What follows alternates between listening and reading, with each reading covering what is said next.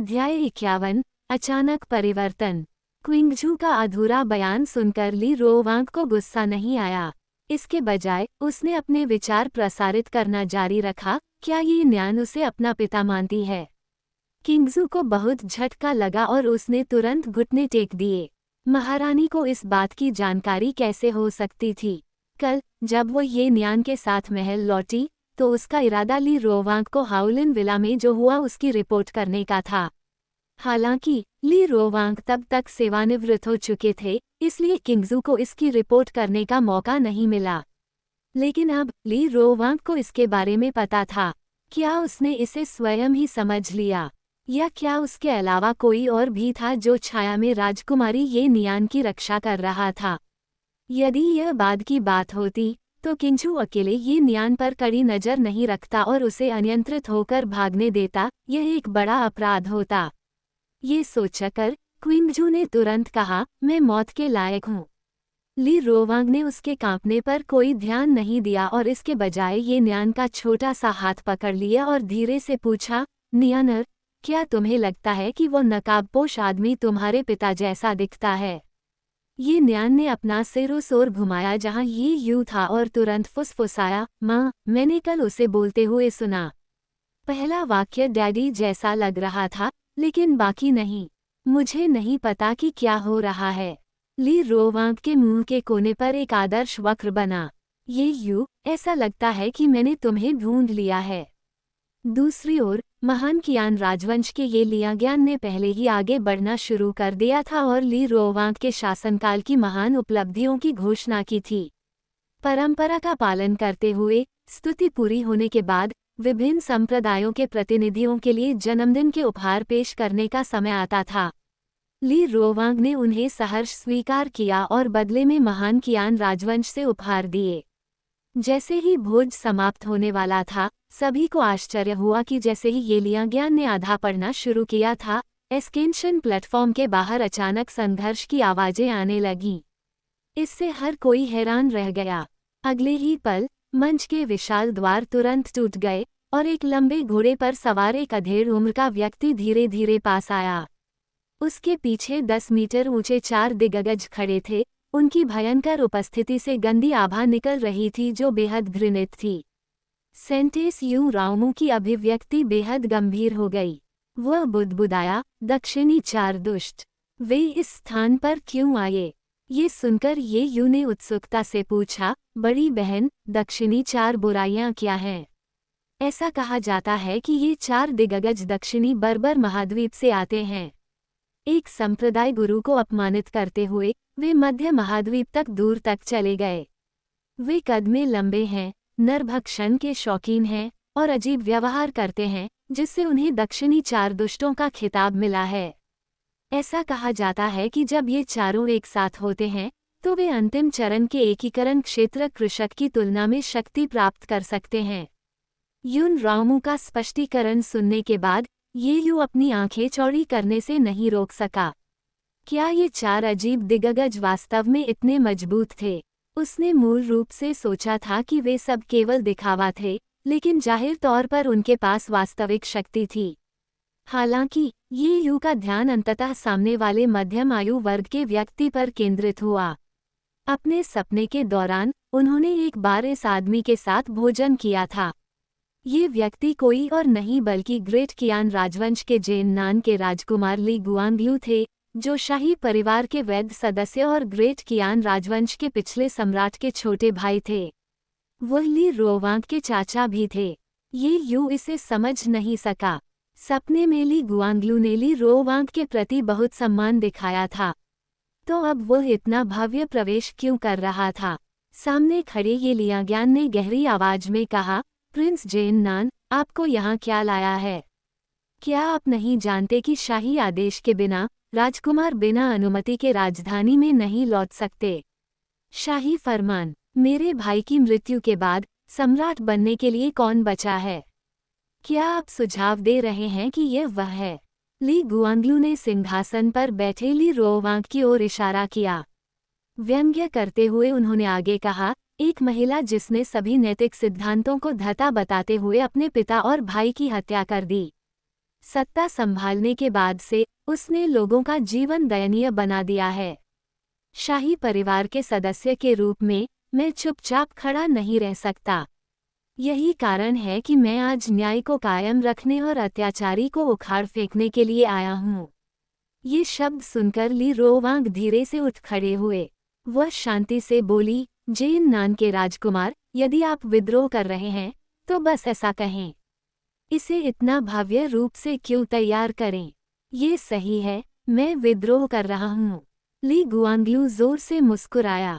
फिर वह आगे बढ़े और आसपास के बुजुर्गों और शिष्यों को प्रणाम करते हुए कहा, वरिष्ठ अभ्यासियों, शिष्यों, मानव क्षेत्र में राजवंशों के परिवर्तन में कृषकों को शामिल नहीं किया जाना चाहिए। मुझे आशा है कि हर कोई इस नियम का पालन करेगा। उपस्थित सभी किसान चुप हो गए। ली गुआंग्लू के शब्द बेबुनियाद नहीं थे। खेती की दुनिया में वास्तव में एक अलिखित नियम था। मानव सम्राटों के बीच आंतरिक विवादों को आंतरिक रूप से हल किया जाना चाहिए और कृषकों के संप्रदायों को हस्तक्षेप नहीं करना चाहिए। निस्संदेह, यदि ये किसी संप्रदाय के नियंत्रण में एक सहायक साम्राज्य होता तो स्थिति अलग होती। एक संप्रदाय एक सम्राट को नया राजा बनने के लिए भी नामित कर सकता है। हालांकि महान कियान राजवंश एक स्वतंत्र मानव साम्राज्य था जो किसी भी संप्रदाय से संबद्ध नहीं था। इसलिए नियमों के अनुसार उपस्थित 10 से अधिक आमंत्रित कृषकों के संप्रदायों को हस्तक्षेप करने की अनुमति नहीं थी।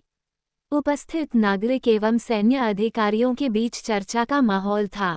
यहाँ एकत्र हुए सभी लोग ली रोवांग के प्रति वफादार थे और स्वाभाविक रूप से वे चुपचाप खड़े नहीं रहेंगे। तुरंत सैन्य जनरल ली रोवांग की रक्षा के लिए आगे बढ़े। इस बीच नागरिक अधिकारियों ने अपनी आलोचनाएं व्यक्त करना शुरू कर दिया। हालांकि चूंकि ली गुआंग्लू ने पहले ही विद्रोह करने का फैसला कर लिया था, इसलिए वह इन अधिकारियों के बहकावे में नहीं आया। उसके हाथ हिलाते ही सैकड़ों योद्धा आकाश से सरहद पर उतर आए।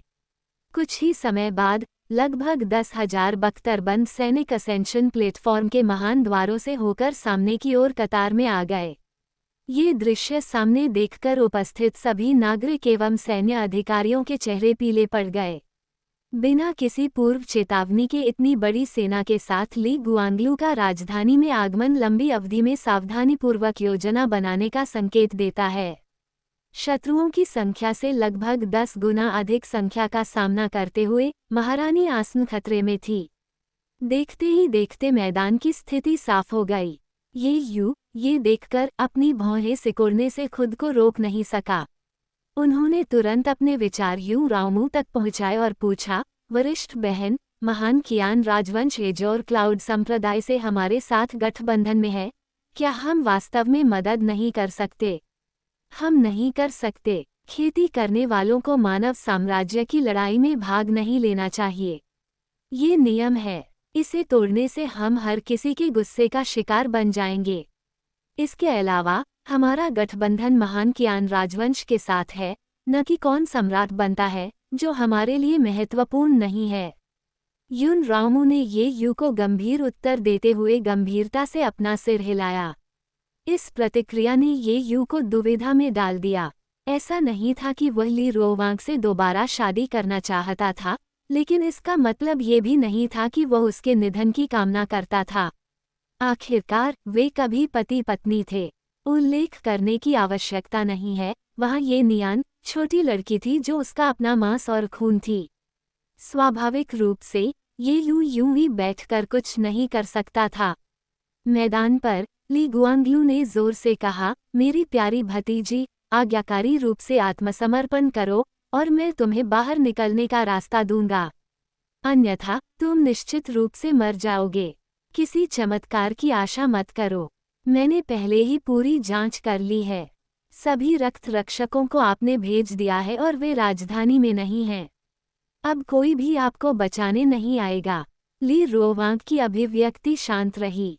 वह धीरे से सिंहासन से नीचे उतरी और आस्तीनें लहराते हुए सीधे सामने की ओर चल दी। महान कियान राजवंश विद्रोहियों का सफाया कर देगा। जो किसान और सैनिक ली रोवांग के प्रति वफादार थे, वे तुरंत आगे बढ़े। हालांकि ली गुआंगलू ने तिरस्कारपूर्वक अपना सिर हिलाया और सिंहासन पर बैठे ये नियान की ओर देखा। उसने अपने पास खड़े दक्षिणी 4 दुष्टों को इशारा किया। अध्याय 52, जीने से थक गए। खरपतवार काटते समय जड़ों को अवश्य हटा दें। सभी शाही वंशज इस सिद्धांत को अच्छी तरह समझते थे। चूंकि जैन नान के राजकुमार ली गुआंगलू ने विद्रोह करने का फैसला किया था, इसलिए वह स्वाभाविक रूप से भविष्य की किसी भी परेशानी को खत्म करना चाहते थे। हालांकि यह स्पष्ट नहीं था कि ये न्यान किस लड़की से पैदा हुई थी, चाहे वह ली रोवांग की बेटी थी या किसी और की, इससे कोई फर्क नहीं पड़ता।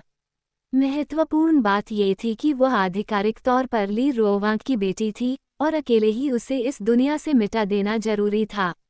साउदर्न फोर एविल्स में से तीसरी, जी चेन, दुर्भावना से मुस्कुराई। एक पल में वह अपनी मूल स्थिति से गायब हो गया और असेंशन प्लेटफॉर्म के सिंहासन पर फिर से प्रकट हुआ। इस समय ली रोवांग के आदेश के अनुसार लगभग सभी गार्ड बलों ने ली गुआंगलू पर हमला शुरू कर दिया। सिंहासन पर ये नियान की रक्षा के लिए केवल किंगझू और 3 महिला परिचारिकाएं बची रहीं। जी चेन की अचानक उपस्थिति ने सभी को आश्चर्यचकित कर दिया। अपनी तैयारी के अभाव में 2 महिला परिचारिकाओं को जी चेन ने तुरंत लुगदी में बदल दिया। तेज तर्रार क्विंगझू ने तुरंत ये नियान को उठाया और जहां ली रोवांग था, उसकी ओर उड़ान भरने के लिए तैयार हो गया। हालांकि इस समय साउदर्न फोर एविल्स में सबसे बड़े G10 एसेंशन प्लेटफॉर्म के दूसरी ओर दिखाई दिए, जिसने किंगझू का रास्ता अवरुद्ध कर दिया और उसे ली रोवांग में शामिल होने से रोक दिया। लेडी क्विंगझू, राजकुमारी को ले जाओ और जल्दी से चले जाओ। मैं उन्हें रोक लूंगा। आखिरी बची महिला परिचय ने जी चेन की प्रगति को रोकने के इरादे से अपनी तलवार खींच ली, लेकिन ताकत में असमानता बहुत अधिक थी। जी चेन का शरीर प्रकाश से चमक उठा, जो अगले ही पल कई गिद्धों में बदल गया और तुरंत महिला परिचारक को निगल गया। फिर वो किंगझू की ओर पूरी गति से चलता रहा। ये देखकर क्विंगझू को पता चल गया कि वो जी चेन का सीधा मुकाबला नहीं कर सकती। उसे चकमा देना पड़ा और वो तेजी से महल की दिशा में उड़ गई। किंगझू के विचार स्पष्ट थे। एक बार जब वो महल में पहुंची, तो वहां महान कियान राजवंश के सबसे विशिष्ट सैनिक और शाही रक्षक मौजूद थे जो इस विचित्र विशालकाय को रोकने में सक्षम हो सकते थे। इसके अलावा वो महारानी को बचाने के लिए अतिरिक्त सेना की मांग कर सकती थी। सब कुछ बहुत जल्दी, बहुत अचानक हुआ, जिससे उचित प्रतिक्रिया के लिए समय ही नहीं बचा। जब ये लियांगयान ने जी चेन और जी टैन को दूर से किंगझू का पीछा करते हुए देखा, तो उन्होंने तुरंत गंभीर स्वर में कहा, महामहिम महारानी, मैं सैनिकों का नेतृत्व करने को तैयार हूँ और अपने जीवन से महामहिम राजकुमारी की रक्षा करने की कसम खाता हूँ। ली रोवांग ने अपना सिर घुमाया और उस दिशा में देखा जहाँ एज और क्लाउड संप्रदाय के शिष्य स्थित थे। ये देखकर कि नकाबपोश ये यूं पहले ही बिना किसी निशान के गायब हो चुका था, उसके चेहरे पर एक मार्मिक मुस्कान आ गई। उन्होंने कहा, आप सभी सिर्फ दुश्मन से निपटने पर ध्यान केंद्रित करें। जब तक ली गुआंगलू को मार नहीं दिया जाता, कोई भी नहीं जा सकता। ये सुनकर ये लियांगयान तुरंत समझ गया। ली रोवांग ने ये नियान की सुरक्षा के लिए दूसरों की व्यवस्था की होगी। अन्यथा छोटी राजकुमारी के प्रति उसके सामान्य स्नेह को देखते हुए वह आज की तरह कभी भी खाली नहीं बैठती। लेकिन कुछ गड़बड़ थी। असेंशन प्लेटफॉर्म पर इतनी तीव्र लड़ाई छिड़ने पर महान कियान राजवंश के शाही परिचारकों को कैसे ध्यान नहीं आया?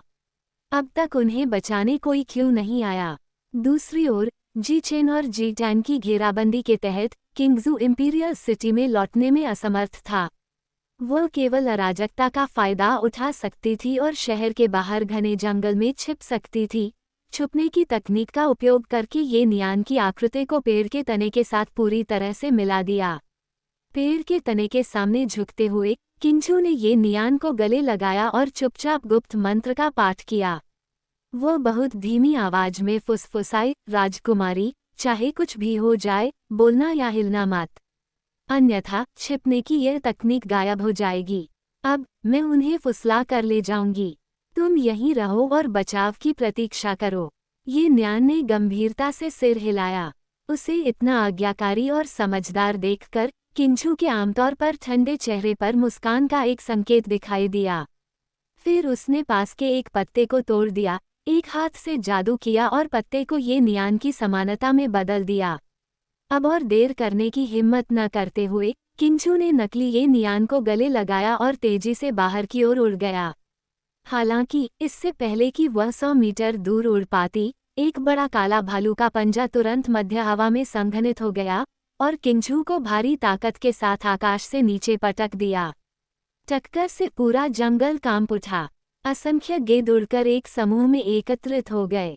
जी चेन की आकृति फिर से प्रकट हुई। इस बीच जी10 दूसरी तरफ आसमान से उतरा, एक बाईं ओर और एक दाईं ओर। उन्होंने क्विंगजू के खिलाफ एक आक्रामक हमला किया। इस समय किंगजू पहले से ही पहले झटके से गंभीर रूप से घायल हो गया था। उसने अपने मुंह के कोने से खून पोंछा और उठने के लिए संघर्ष किया। अपने दाहिने हाथ में नकली ये नियान को कसकर पकड़ लिया। जी10 ने अपने हाथ जोड़कर दुर्भावनापूर्वक मुस्कुराया। एक पल में काली लताएं कहीं से प्रकट हुईं। उन्होंने किंझू को पूरी तरह से उलझा दिया, जिससे वह एक इंच भी हिलने में असमर्थ हो गई। इस बीच जी चेन आगे बढ़ी और किंगजू के हाथ से नकली ये नियान छीनने के लिए आगे बढ़ी। इससे पहले कि वह इसकी बारीकी से जांच कर पाता, नकली ये नियान तुरंत एक पत्ते में बदल गया और नीचे फड़फड़ाने लगा। तभी जी चेन को एहसास हुआ कि असली ये नियान वहां नहीं है। वो गुस्से से गरजा, उस लड़की को सौंप दो, नहीं तो मैं तुम्हें खा जाऊंगा। सपने देखते रहो, किंझू ने ठंडी आवाज में कहा। उसने अपने शरीर को मोड़ लिया, खुद को बांधने वाली लताओं से मुक्त होने की कोशिश करने लगी। लेकिन ये लताएं स्पष्टतः साधारण नहीं थीं। वे और अधिक कसते गए, कांटों से ढाके हुए थे जो किंगजू के शरीर में घुस गए, लगातार उसकी आध्यात्मिक ऊर्जा को खत्म कर रहे थे, जिससे वह और भी कमजोर हो गई। जी10 जल्दी से पास आए। इतनी खूबसूरत परी, उसका स्वाद तो बहुत स्वादिष्ट होगा। क्या ख्याल है कि मैं उसकी टांगें खाकर शुरुआत करूं? इसके साथ ही जी10 ने किंझू को जी चेन से ले लिया, अपना खूनी मुंह चौड़ा किया और उसके पैरों को निगलने की तैयारी की। नहीं, ये नियान तुरंत पेड़ के तने से बाहर निकल आया। हालांकि वह लंबे समय तक लेडी क्विंगजू के साथ नहीं रही थी, लेकिन वह पहले से ही उसे एक बड़ी बहन मानती थी। वो उसे जिंदा खाते हुए कैसे देख सकती थी? अपनी पूरी ताकत लगाते हुए ये नियान जोर से चिल्लाई, बड़ी बहन किंगजू को जाने दो और मैं तुम्हारे साथ चली जाऊंगी। राजकुमारी, बार बार अपना सिर हिलाने पर किंगजू की आंखें खून से लथपथ थीं। लेकिन लताओं ने उसकी सारी आध्यात्मिक ऊर्जा लगभग खत्म कर दी, जिससे किंगजू क्रोधित होने के अलावा कुछ भी करने में असमर्थ हो गया। कितनी दयालु छोटी लड़की है, जी चेन ने व्यंग्य किया।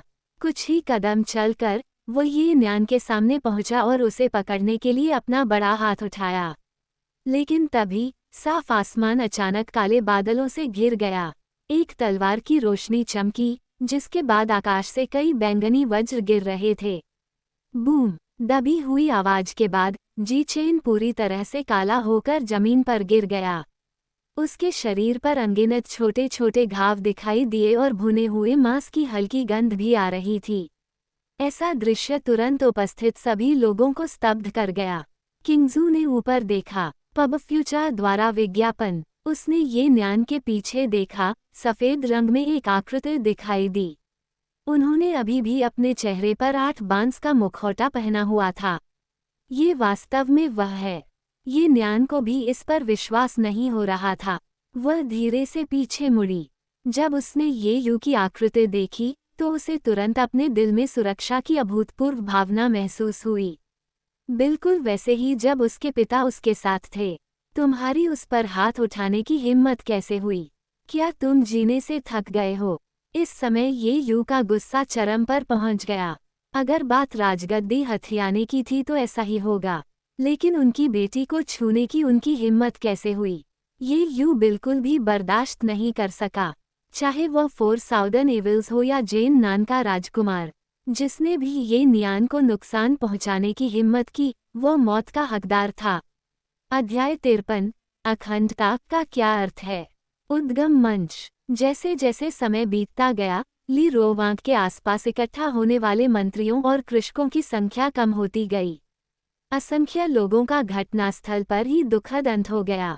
खून की घनी गंध से वहां मौजूद काश्तकारों के माथे पर बल पड़ गए, लेकिन किसी ने वहां से जाने का सुझाव नहीं दिया, क्योंकि वे सभी एक परिणाम की प्रतीक्षा कर रहे थे। महान कियान राजवंश का अगला सम्राट कौन बनेगा? जो कोई भी अगला सम्राट बनेगा वह वही होगा जिसके साथ संप्रदाय सहयोगी होंगे। हालांकि घटनास्थल पर मौजूदा स्थिति को देखते हुए समग्र स्थिति तय हो गई थी। हमलों के एक दौर के बाद किसान और सैनिक ली रोवांग के आसपास 100 से भी कम संख्या में एकत्र हुए। ली गुआंगलू की तरफ अभी भी हजारों लोग थे। इसके अलावा 4 दक्षिणी बुराइयों में से 2 ने अभी तक कोई कदम नहीं उठाया है। वे हमेशा से ली गुआंगलू की सुरक्षा कर रहे थे। यदि वे भी लड़ाई में शामिल हो गए होते तो शायद अब ली रोवांग के पक्ष में कोई नहीं बचा होता। इस स्थिति को देखकर कुछ कृषकों ने पहले से ही संचार पत्थर निकालना और अपने संप्रदायों को स्थिति की रिपोर्ट करना शुरू कर दिया था। उस क्षेत्र में जहां एज और क्लाउड संप्रदाय के शिष्य स्थित थे, यू रामू की भौं चिंता से सिकुड़ गई। कुछ ही समय बाद ये यू को पता चला कि कृषक हस्तक्षेप नहीं कर सकते, वह बिना किसी सुराग के गायब हो गया। इसने युन रामू को सचमुच चिंतित कर दिया। ये यू, आपका क्षेत्र अभी भी उथला है और मानव सम्राटों के युद्ध कोई ऐसी चीज नहीं है जिसमें आप हस्तक्षेप कर सकें। कुछ भी मूर्खतापूर्ण मत करो। यू रामू ने थोड़ा तिरछा किया। उसने ये यू के ठिकाने का पता लगाने की कोशिश करते हुए अपने आसपास का निरीक्षण करने के लिए अपनी आध्यात्मिक जागरूकता जारी की, लेकिन उसने कितना भी खोजा वह उसे नहीं पा सकी। इसलिए उसने अपनी स्टोरेज रिंग से एक सर्च पेपर क्रेन निकाली और सावधानी से उसे बाहर फेंक दिया। एक श्वेत पत्र क्रेन ये यू के ठिकाने की तलाश में निकल पड़ी। यू रामू ने पहले ही अपना मन बना लिया था, यहाँ तक कि अगर ये यू ने वास्तव में नियमों को तोड़ दिया और मानव सम्राटों के लिए संघर्ष में शामिल हो गया, तो वह उसके जीवन की रक्षा के लिए कोई कसर नहीं छोड़ेगी। भले ही इसका मतलब महान कियान राजवंश के नए सम्राट के साथ उसके रिश्ते को तोड़ना हो, वह संकोच नहीं करेगी। इस बीच असेंशन प्लेटफॉर्म पर ली गुआंगलू का चेहरा गर्व से भरा था। वह जोर से चिल्लाया, कुल मिलाकर स्थिति सुलझ गई है। अब जो लोग आत्मसमर्पण करेंगे उन्हें माफ कर दिया जाएगा, नहीं तो उन्हें दफन करने के लिए कोई जगह नहीं बचेगी। ये शब्द अंतिम तिनका थे जिसने ली रोवांग के गठबंधन के लिए ऊंट की कमर तोड़ दी। तुरंत 1 दर्जन से अधिक मंत्री और कृषक ली गुआंगलू के शिविर की ओर दौड़ पड़े। उनके जाने से एक बार फिर ली रोवांग के आसपास उपलब्ध शक्ति कम हो गई। दिलों में उथल पुथल मची हुई थी। कई किसान घबराकर इधर उधर देखने लगे। वे सभी महान कियान राजवंश के सेवक थे। उन्हें वास्तव में पहले ली रोवांग से बहुत सारे उपकार प्राप्त हुए थे, लेकिन राजा के प्रति वफादारी और देश की सेवा स्पष्ट रूप से ऐसी अवधारणाएं नहीं थीं जो उनके अनुकूल थीं। वे सिर्फ नौकर थे। जब तक व्यक्ति में ताकत है, वह कहीं भी अच्छा इलाज प्राप्त कर सकता है। इसलिए 3 और किसानों के पीछे मुड़ने और ली रोवांग को प्रणाम करने के बाद वे सीधे चले गए। ये लियांगयान ने दहाड़ते हुए कहा, गद्दारों, तुम सभी गद्दार हो। कृतघ्न भेड़ियों का एक झुंड। कई नागरिक अधिकारियों ने उनकी निंदा की, लेकिन अब इस तरह के व्यवहार को केवल नपुंसक क्रोध के रूप में वर्णित किया जा सकता है। महारानी ली रोवांग अविश्वसनीय रूप से शांत दिखाई दी। उसने धीरे से कहा, अगर कोई और जाना चाहता है तो वे अभी जा सकते हैं। ये सुनकर आसपास के लोग एक पल के लिए ठिठक गए। फिर एक के बाद एक कई और व्यक्ति चले गए। ली रोवांग ने ये लियांगयान की दिशा की ओर देखा। उसने शांति से कहा, क्या आप में से बाकी लोग नहीं जा रहे हैं? इस अवधि के दौरान ली रोवांग एक प्रमुख मंत्री ये लियांगयान के प्रति विशेष रूप से मित्रवत नहीं थे, मुख्यतः उस सपने के कारण जो उसने देखा था। सपने में इस आदमी को ससुर कहकर अभिवादन करने वालों की कोई कमी नहीं थी। परिणामस्वरूप ये लियांगयान को काफी नुकसान हुआ था। इसलिए ली रोवांग के विचार में ऐसी संभावना थी कि ये लियांगयान भी छोड़ सकते हैं। लेकिन उसे आश्चर्य हुआ। ये लियांगायान ने एक कदम आगे बढ़ाया और अपने आधिकारिक लबादे को अपनी बेल्ट में छिपा लिया। फिर उसने अपने बगल वाले एक सैनिक की कमर से तलवार निकाली। उन्होंने जोर से घोषणा की, महारानी, कृपया दोबारा ऐसे शब्द बोलने से बचें। यद्यपि हम मामूली साधना स्तर वाले विद्वान हैं, हमारी भी अपनी गरिमा है। हम इस सिद्धांत को समझते हैं, एक मंत्री अपने संप्रभु के अपमान के लिए मर जाता है और देश की सेवा के प्रति वफादार हैं। संप्रभु के अपमान के लिए मरो, देश की सेवा के प्रति वफादार। शेष दर्जन भर नागरिक अधिकारियों ने दृढ़ता से बात दोहराई। उनकी आंखें दृढ़ संकल्प से भर गईं।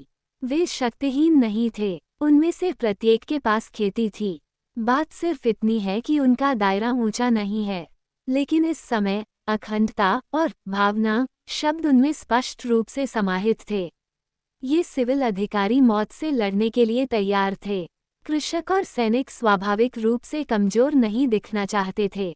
वे एक सुर में चिल्लाए, महान कियान राजवंश के लिए हम मौत तक लड़ते हैं। मौत तक। जो खेमा ढहने वाला था वह एक बार फिर अजेय गति के साथ फूट पड़ा। ली रोवांग को अपने दिल में लहरों की लहरें महसूस हुईं।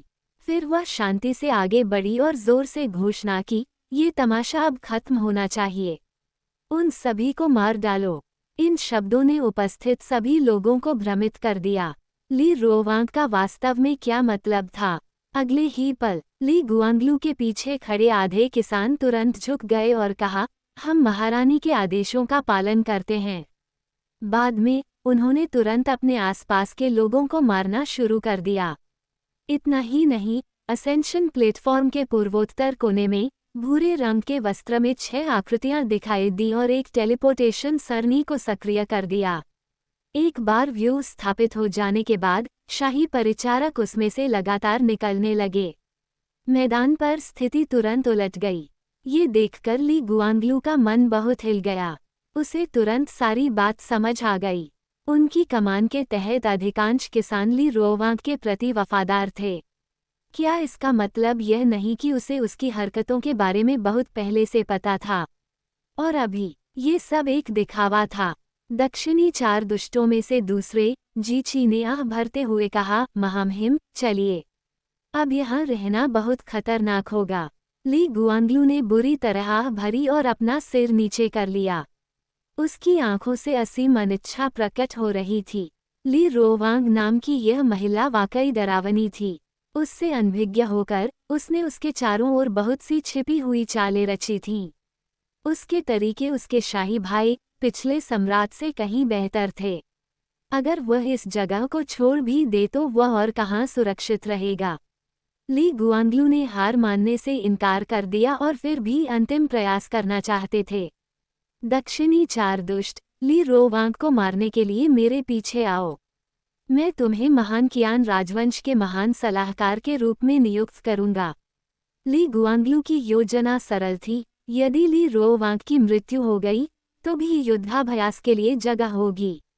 जीची और जी मैन तुरंत ली गुआंगलू के साथ आगे बढ़े। हालांकि उन दोनों ने एक बात को नजरअंदाज कर दिया। हालांकि ली रोवांग एक महिला थी, क्या वह एक साधारण व्यक्ति थी? खेती के बिना वह संभवतः महान कियान राजवंश पर नियंत्रण कैसे ले सकती थी? इस दिन असेंशन प्लेटफॉर्म के भीतर अनगिनत ड्रैगन दहाड़े गूंज उठीं। 10 से अधिक अमर संप्रदायों के साधक सभी स्तब्ध थे। महान कियान राजवंश की महारानी एकीकरण क्षेत्र में एक शिखर चरण कृषक बन गईं। जंगल में जी10 की नज़र पेड़ के तने पर बैठे नकाबपोश आदमी पर पड़ी। उसके विशाल चेहरे पर असमंजस की झलक दिखाई दी। अपनी चरम चरण दिव्य परिवर्तन साधना के साथ वह इसे स्पष्ट रूप से महसूस कर सकते थे। उसके सामने वाले नकाबपोश व्यक्ति के पास अधिक से अधिक नेसेंट सोल की खेती थी, लेकिन अभी तलवार तकनीक की विशाल शक्ति और भव्यता जबरदस्त थी। यह आसानी से लोगों को पार कर सकता है, जी चेन को तुरंत मार सकता है, वह भी दैवीय परिवर्तन के चरम पर। ऐसी भयानक शक्ति, इस लड़के की मार्शल आर्ट अत्यंत श्रेष्ठ होनी चाहिए, उसे कम करके नहीं आंका जाना चाहिए। हालांकि क्षेत्रों में असमानता को आसानी से दूर नहीं किया जा सका। जब तक वह सीधे टकराव में पकड़ा नहीं गया था, जी10 को विश्वास नहीं था कि वह नेसेंट सोल क्षेत्र के एक कृषक से हार जाएगा। भले ही इस कृषक के पास अद्वितीय तकनीकें हों। बिल्कुल नहीं, जी10 ने ठंडी आवाज में कहा। उसके विशाल हाथ ने मुहरें बनाई, फिर वह जोर से दहाड़ा। 1000 मील के भीतर सभी आध्यात्मिक जानवर उसकी ओर एकत्र हो गए। उनकी आंखें खून से लाल थीं, अविश्वसनीय रूप से डरावनी लग रही थीं। अध्याय 54, मेरे साथ महल में वापस आओ। कुछ ही देर में कई 100 आध्यात्मिक जानवर पहले ही जी10 के पीछे एकत्र हो चुके थे और उनकी संख्या तेजी से बढ़ रही थी। जी10 ने अपनी दाहिनी मुट्ठी भींच ली और अचानक अपनी ही छाती पर प्रहार किया। बूम! एक धीमी आवाज जिसने लोगों को चिंता से भर दिया। परिणामस्वरूप जी10 के मुंह से खून की धुंध निकली। आश्चर्य की बात यह है कि यह खून की धुंध जमीन पर नहीं बिखरी। इसके बजाय ये प्रत्येक आध्यात्मिक जानवर के माथे की ओर उड़ गया। जब भी किसी आध्यात्मिक जानवर को खून की धुंध से छुआ जाता था, तो उसके शरीर का आकार नाटकीय रूप से बढ़ने लगता था, जिससे एक हिंसक और क्रूर आभा निकलती थी। किंगजू, जिसे एक तरफ फेंक दिया गया था, इन आध्यात्मिक जानवरों की बढ़ी हुई ताकत को स्पष्ट रूप से महसूस कर सकता था। वे सभी एक स्तर से आगे बढ़ चुके थे। ध्यान रखें, इन सैकड़ों आध्यात्मिक जानवरों में से कई शक्तिशाली दिव्य परिवर्तनकारी प्राणी थे। आध्यात्मिक जानवरों के ऐसे प्रचंड ज्वार के साथ ये यू अकेले कैसे विरोध कर सकता था? उल्लेख नहीं करने पर राजकुमारी ये नियान भी उपस्थित थीं। किंगजू सख्ती से चिल्लाया, भागो, भागो। जी10 ने अपने मुंह के कोने से खून पोंछा और ये यू और ये न्यान की ओर अपना हाथ दिखाया। सैकड़ों आध्यात्मिक जानवर चिल्लाने लगे और आगे बढ़ने लगे। इस स्थिति का सामना करते हुए ये यू ने थोड़ी भौहें ऊपर उठाईं। क्या जी10 इन असंख्य आध्यात्मिक जानवरों के साथ अपनी आध्यात्मिक ऊर्जा खत्म करने की योजना बना रहा था, ताकि वह ट्रू किंगलियन थंडर तलवार कला का उपयोग जारी न रख सके? अगर ऐसा है तो ऐसा ही होगा। ये यू ने अपनी तलवार म्यान में रख ली, फिर अपने हाथ जोड़ लिए। अगले ही पल लगभग दर्जनों मीटर लंबा एक आत्मा को बुलाने वाला बैनर अचानक प्रकट हुआ। उसका काला झंडा हवा में लहराया। ये सर्वोच्च श्रेणी की आध्यात्मिक कलाकृति थी, स्लॉटर इमोर्टल। जैसे ही यह प्रकट हुआ, पूरे दृश्य में एक ठंडी और भयानक आभा फैल गई। जंगल के ऊपर आकाश में काले बादल छा गए, जिससे आसपास का वातावरण धुंधला हो गया। उसके बाद अनगिनत खोई हुई आत्माओं की चीखें गूंज उठीं, जिससे लोग अपना आपा खो बैठे। आध्यात्मिक जानवरों का प्रचंड ज्वार भी क्षण भर के लिए रुक गया। एक विचार के साथ ये यू ने तेजी से आत्मा बैनर से सैकड़ों परिष्कृत भूतों को बुलाया। जब वे आध्यात्मिक जानवरों की ओर बढ़े तो वे चिल्लाने लगे। इन भूतों की नज़र में आध्यात्मिक जानवरों का मांस और खून महान पोषण थे। वे संभवतः यह अवसर कैसे चूक सकते थे? बस एक नज़र में कई दर्जन आध्यात्मिक जानवरों की मौके पर ही दुखद मृत्यु हो गई। आध्यात्मिक जानवरों के मांस और रक्त का उपभोग करने के बाद भूत अधिक ठोस रूप में आ गए और अगले लक्ष्य की ओर अपना आक्रमण जारी रखा। इस बीच ये यू भी निष्क्रिय नहीं था। 10,000 आत्माओं की तकनीक का उपयोग करते हुए उन्होंने मृतक जी10 और उच्च स्तरीय आध्यात्मिक जानवर की आत्माओं को बुलाया और उन सभी को आत्मा बैनर में इकट्ठा किया। कुछ ही क्षणों में ये सभी आत्माएं बैनर के भीतर आक्रोश से दूषित हो गईं और युद्ध के मैदान में शामिल होने वाले प्रतिशोधी भूतों और आत्माओं में बदल गईं। इस भयानक दृश्य ने किंगजू का चेहरा बेहद पीला पड़ गया। ये यू की हरकतों ने उसकी समझ को पूरी तरह से पलट दिया। 5 महान पवित्र भूमियों में से एक, एजोर क्लाउड संप्रदाय के शिष्य दानव दाव की तकनीकों का उपयोग कैसे कर सकते हैं? और इस आत्मा बैनर के भीतर बहुत सारी तामसिक आत्माएं इकट्ठी थीं। वातावरण में भारी आक्रोश भर गया। उसकी आंखों के सामने ये झाओ वूजी वास्तव में कौन था? क्या वह एजोर क्लाउड संप्रदाय के भीतर एक राक्षसी संप्रदाय का गुप्त एजेंट हो सकता है? यदि ऐसा है, तो भी वह नियमों को क्यों तोड़ेगा और राजकुमारी ये नियान को बचाने के लिए शाही सत्ता के संघर्ष में हस्तक्षेप करेगा? विभिन्न सवालों ने उसके दिमाग को परेशान कर दिया, जिससे किंगजू हैरान रह गया। दूसरी ओर जी10 ने भी हैरान भाव दिखाया। ऐसे उच्च गुणवत्ता वाले भूतों को कई 100 वर्षों से कम समय में परिष्कृत नहीं किया जा सका। अत्यधिक उच्च श्रेणी की आत्मा को बुलाने वाले बैनर के साथ मिलकर, भले ही उसने अधिक आध्यात्मिक जानवरों को बुलाया हो, इसका कोई फायदा नहीं होगा। ऐसे खजाने और बेहतर तकनीकों से युक्त ये बच्चा अवश्य ही किसी बड़े शॉट का प्रत्यक्ष शिष्य होगा। एक पल के लिए सोचने के बाद जी10 मुड़ने और जाने के लिए तैयार हो गया।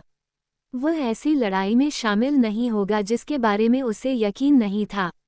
जहां तक जी10 की हत्या के प्रति उसकी नाराजगी का सवाल है, तो वह थोड़ा और इंतजार कर सकता था। एक बार जब उसके अन्य 2 भाई आ गए, तो इस नकाबपोश आदमी को मारने में देर नहीं होगी। इस विचार को मन में रखते हुए जी10 तुरंत कार्रवाई करने के लिए आगे बढ़े। हालांकि उसी क्षण ये यू की आकृति अचानक सामने आई और उसका रास्ता रोक दिया। मैं कहता हूँ, क्या मैंने तुम्हें जाने दिया? जी10 ने गुस्सा दिखाने के बजाय हंसते हुए कहा, चूंकि तुमने मुझे जाने नहीं दिया, तो मैं तुम्हें यहीं मरने भी दे सकता हूँ। दक्षिणी बर्बर महाद्वीप के कृषकों के रूप में पशु नियंत्रण तकनीकों के अलावा उनकी शरीर निर्माण तकनीकें भी श्रेष्ठ थीं। जी10 की स्वाभाविक रूप से असाधारण काया के साथ एक बार जब वह बंद हो गया, तो एक दिव्य परिवर्तन क्षेत्र के साधक के लिए भी मृत्यु से बचना मुश्किल हो जाएगा। और अब उनके बीच की दूरी केवल कुछ मीटर थी।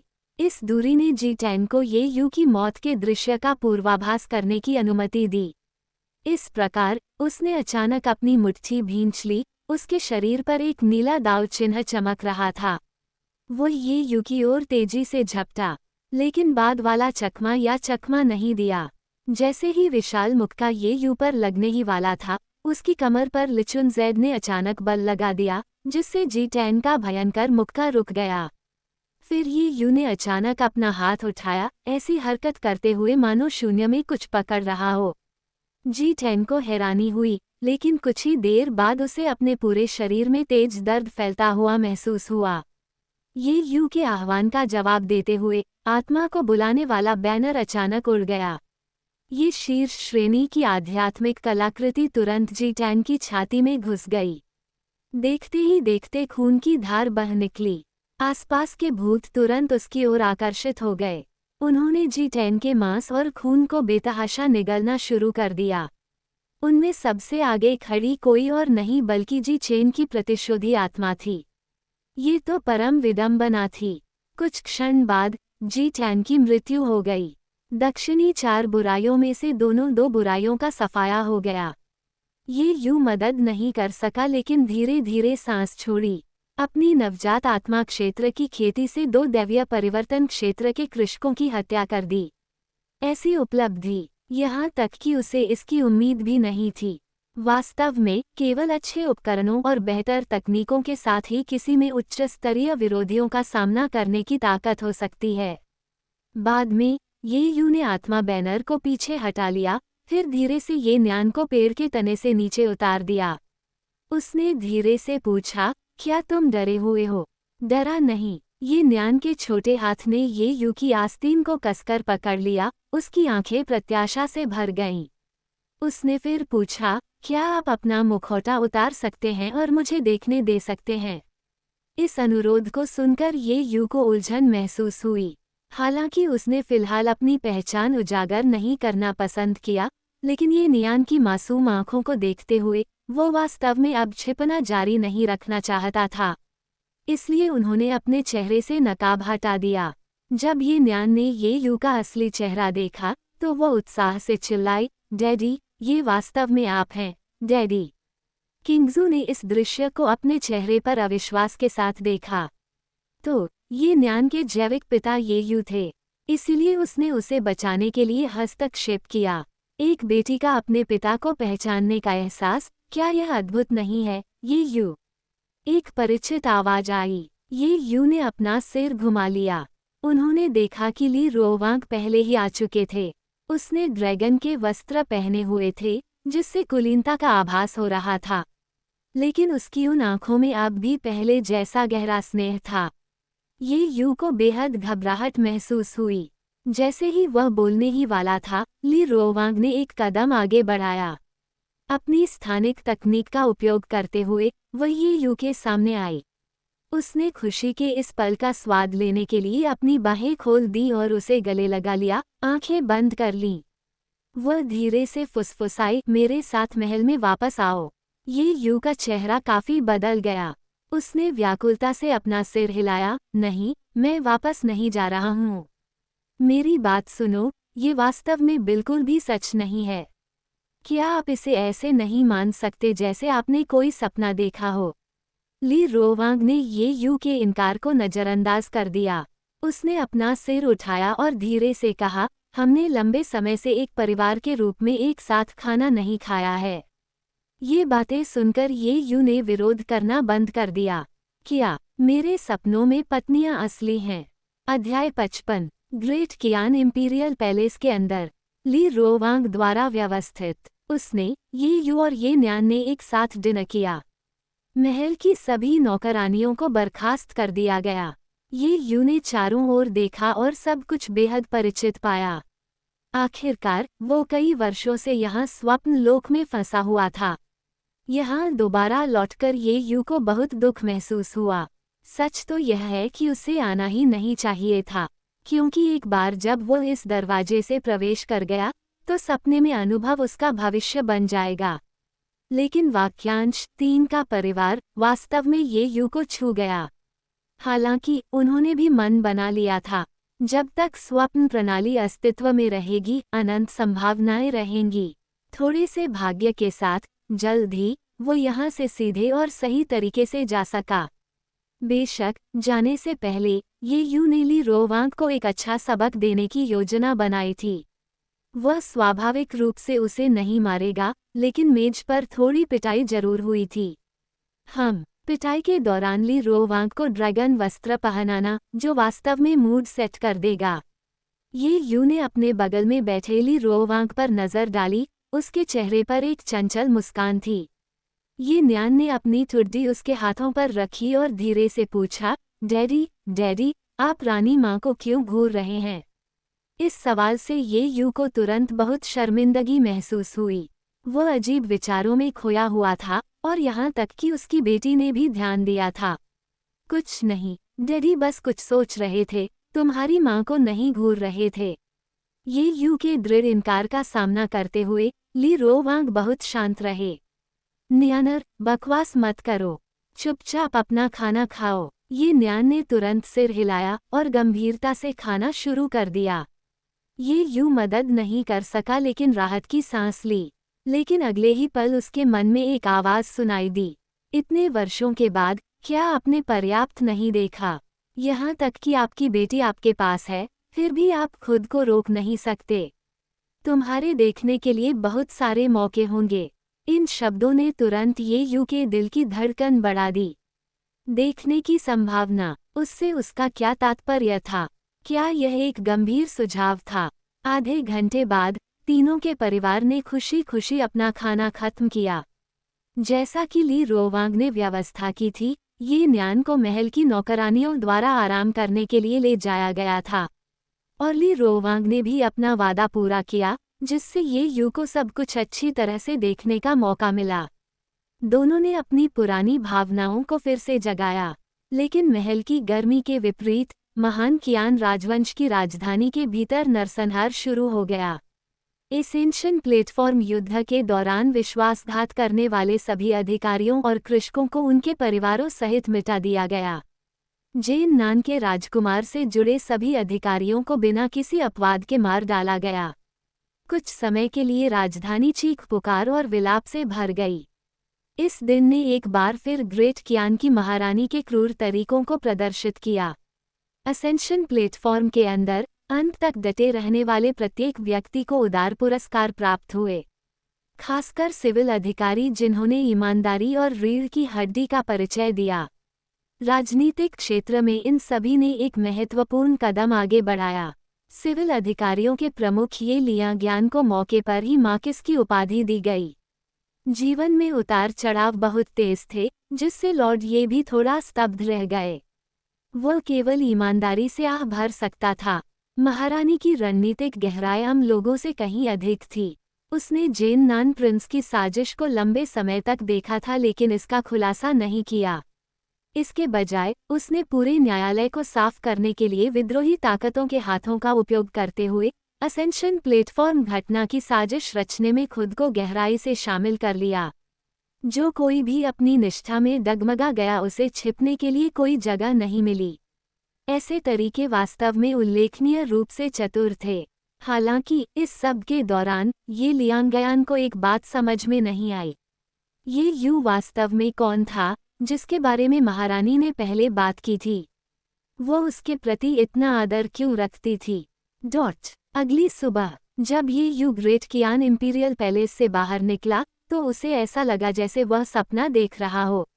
वास्तव में उस महिला ने उसे हिरासत में नहीं लिया था। इसके बजाय उसने उसे जाने दिया। कल ये यू और ली रोवांग ने सुलेख का अध्ययन करते हुए रात बिताई। वाक्यांश अनुपस्थिति दिल को स्नेहपूर्ण बनाती है पूरी तरह से सन्निहित थी। लेकिन जिस बात ने ये यू को आश्चर्यचकित कर दिया वह ये थी कि पढ़ाई खत्म करने के बाद ली रोवांग ने सीधे उससे कहा कि वह जा सकता है। उस समय ये यू थोड़ा हैरान था।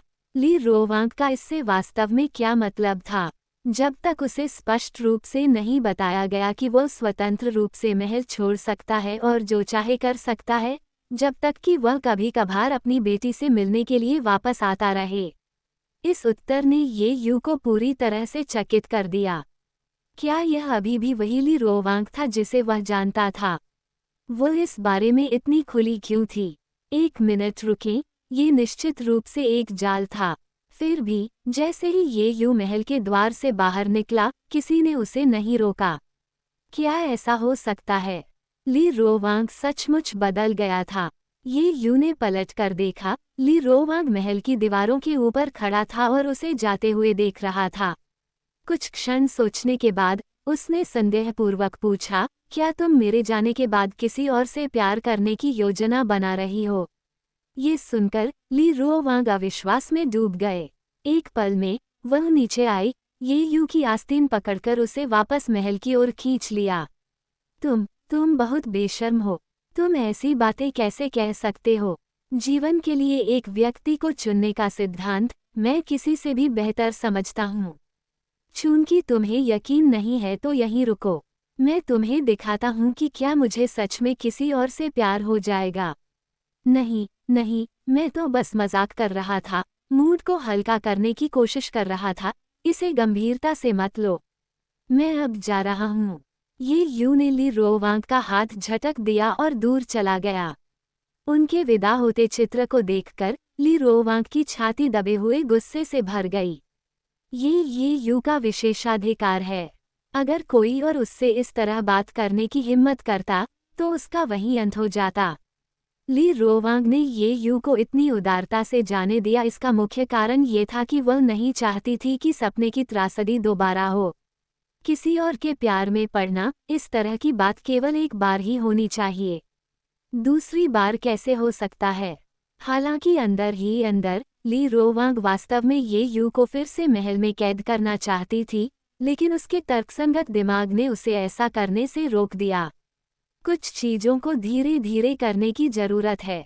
एक दिन ली रोवांग ये यू को स्वेच्छा से महल में रहने और दिन रात उसके साथ रहने के लिए कहेगी, और उसे लग रहा था कि ये दिन बहुत दूर नहीं है।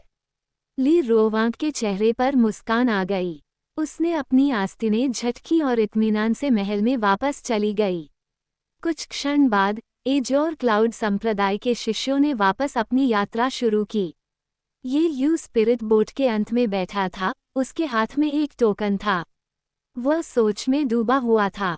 टोकन पूरी तरह से सुनहरा था, जिसके सामने की तरफ ग्रेट कियान अक्षर खुदे हुए थे। पब फ्यूचर द्वारा विज्ञापन। इसे ग्रेट कियान टोकन कहा जाता था। इस टोकन के साथ ऐसा लगा मानो महारानी ने स्वयं आदेश दिया हो, महान कियान राजवंश के सभी किसानों और योद्धाओं को आदेश दिया हो। ली रोवांग ने आज सुबह उसे यह सौंप दिया था। फिर भी ये यू समझ नहीं सका। इस बार ली रोवांग इतने उदार क्यों थे? कि उन्होंने उसे साफ साफ और बिना किसी उलझन के जाने दिया। जैसे ही वह विचार कर रहा था, यूं रामू उसके पास आया। उसने धीरे से पूछा, जूनियर भाई, तुमने कल क्या किया? तुम पूरी रात शाही महल से नहीं लौटे।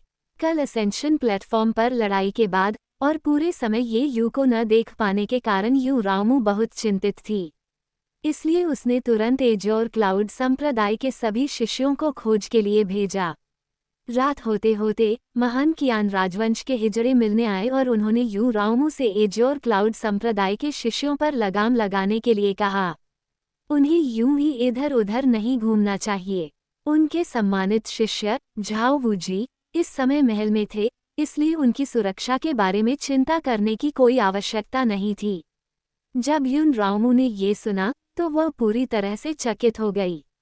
क्या मेरे सपनों में पत्नियां असली हैं? अध्याय 56। यूं रामू की पूछताछ का सामना करते हुए ये यूं स्वाभाविक रूप से सच नहीं बता सका, तो उसने गंभीर होने का नाटक किया और कहा, बड़ी बहन, सांसारिक मामलों के बारे में ज्यादा पूछताछ न करना ही बेहतर है। सांसारिक मामले? आप किस सांसारिक मामलों के बारे में बात कर रहे हैं, जूनियर भाई? यूं रामू पूरी तरह से स्तब्ध था, लेकिन वह अपने दिल में और भी ज्यादा हैरान थी। वह समझ नहीं पा रही थी कि शाही महल में रात भर रुकने के लिए ये यू की पहचान क्या है। आप देखिए, ग्रेट कियान की शासक एक महिला है। वो ये यू को महल में कैसे रहने दे सकती थी? चाहे किसी भी दुनिया में हो, एक महिला की जिज्ञासा एक अथाह गड्ढे की तरह होती है। जितना कम उसे सच्चाई मिलती है, वह उतनी ही अधिक चिंतित हो जाती है। लेकिन ये यू को बातचीत जारी रखने में कोई दिलचस्पी नहीं थी। उन्होंने यूं रामू को अलविदा कहते हुए कहा कि उन्हें आराम करने के लिए वापस जाने की जरूरत है। फिर वह तुरंत अपने कमरे में लौट आया और यूं रामू को स्पिरिट बोट के अंत में अकेला खड़ा छोड़ दिया। उत्तर न मिलने की इस भावना ने उसे बहुत परेशान कर दिया। वह हताशा में केवल अपने पैर पटक सकती थी। ग्रेट कियान राजवंश एजोर क्लाउड संप्रदाय के करीब नहीं है। अगर उन्हें वापस लौटना होता तो कम से कम कुछ घंटे लग जाते। ये यू का इस समय को बर्बाद करने का इरादा नहीं था। उन्होंने महान कियान राजवंश की इस यात्रा की समीक्षा करना शुरू किया। इन 2 दिनों में जो कुछ हुआ, उससे ये यू को पहले ही एक बात का पता चल गया था, यानी सपनों के पात्र सपने की यादें बरकरार रखते हैं। लेकिन यून रामू को याद क्यों नहीं आया, जबकि ली रोवांग को याद था? ये यू ने एक पल के लिए सोचा, एक संभावना का अनुमान लगाया, यानी सपने में वह और ली रोवांग पति पत्नी बन गए, जबकि यूं रामू सिर्फ दुश्मन थे। इससे उन्होंने अनुमान लगाया कि पत्नियां सपनों में यादें बरकरार रखती हैं। यदि यह अटकलें सही हैं, तो इसका मतलब है कि झू डिज़ेन, यून वूसी, बू लिंगफेई और रुवान लियान्यू न केवल वे वास्तव में अस्तित्व में हैं, बल्कि वे सपने की यादें भी बरकरार रखते हैं। इस निष्कर्ष ने ये यू की अभिव्यक्ति को बहुत गंभीर बना दिया। रुवान लियान्यू को छोड़कर बाकी 3 बेहद खतरनाक हैं। इन सबका उनसे सीधा रिश्ता है। विशेष रूप से यू वूसी और बू लिंगफेई दोनों क्लेश क्रॉसिंग क्षेत्र में कृषक हैं।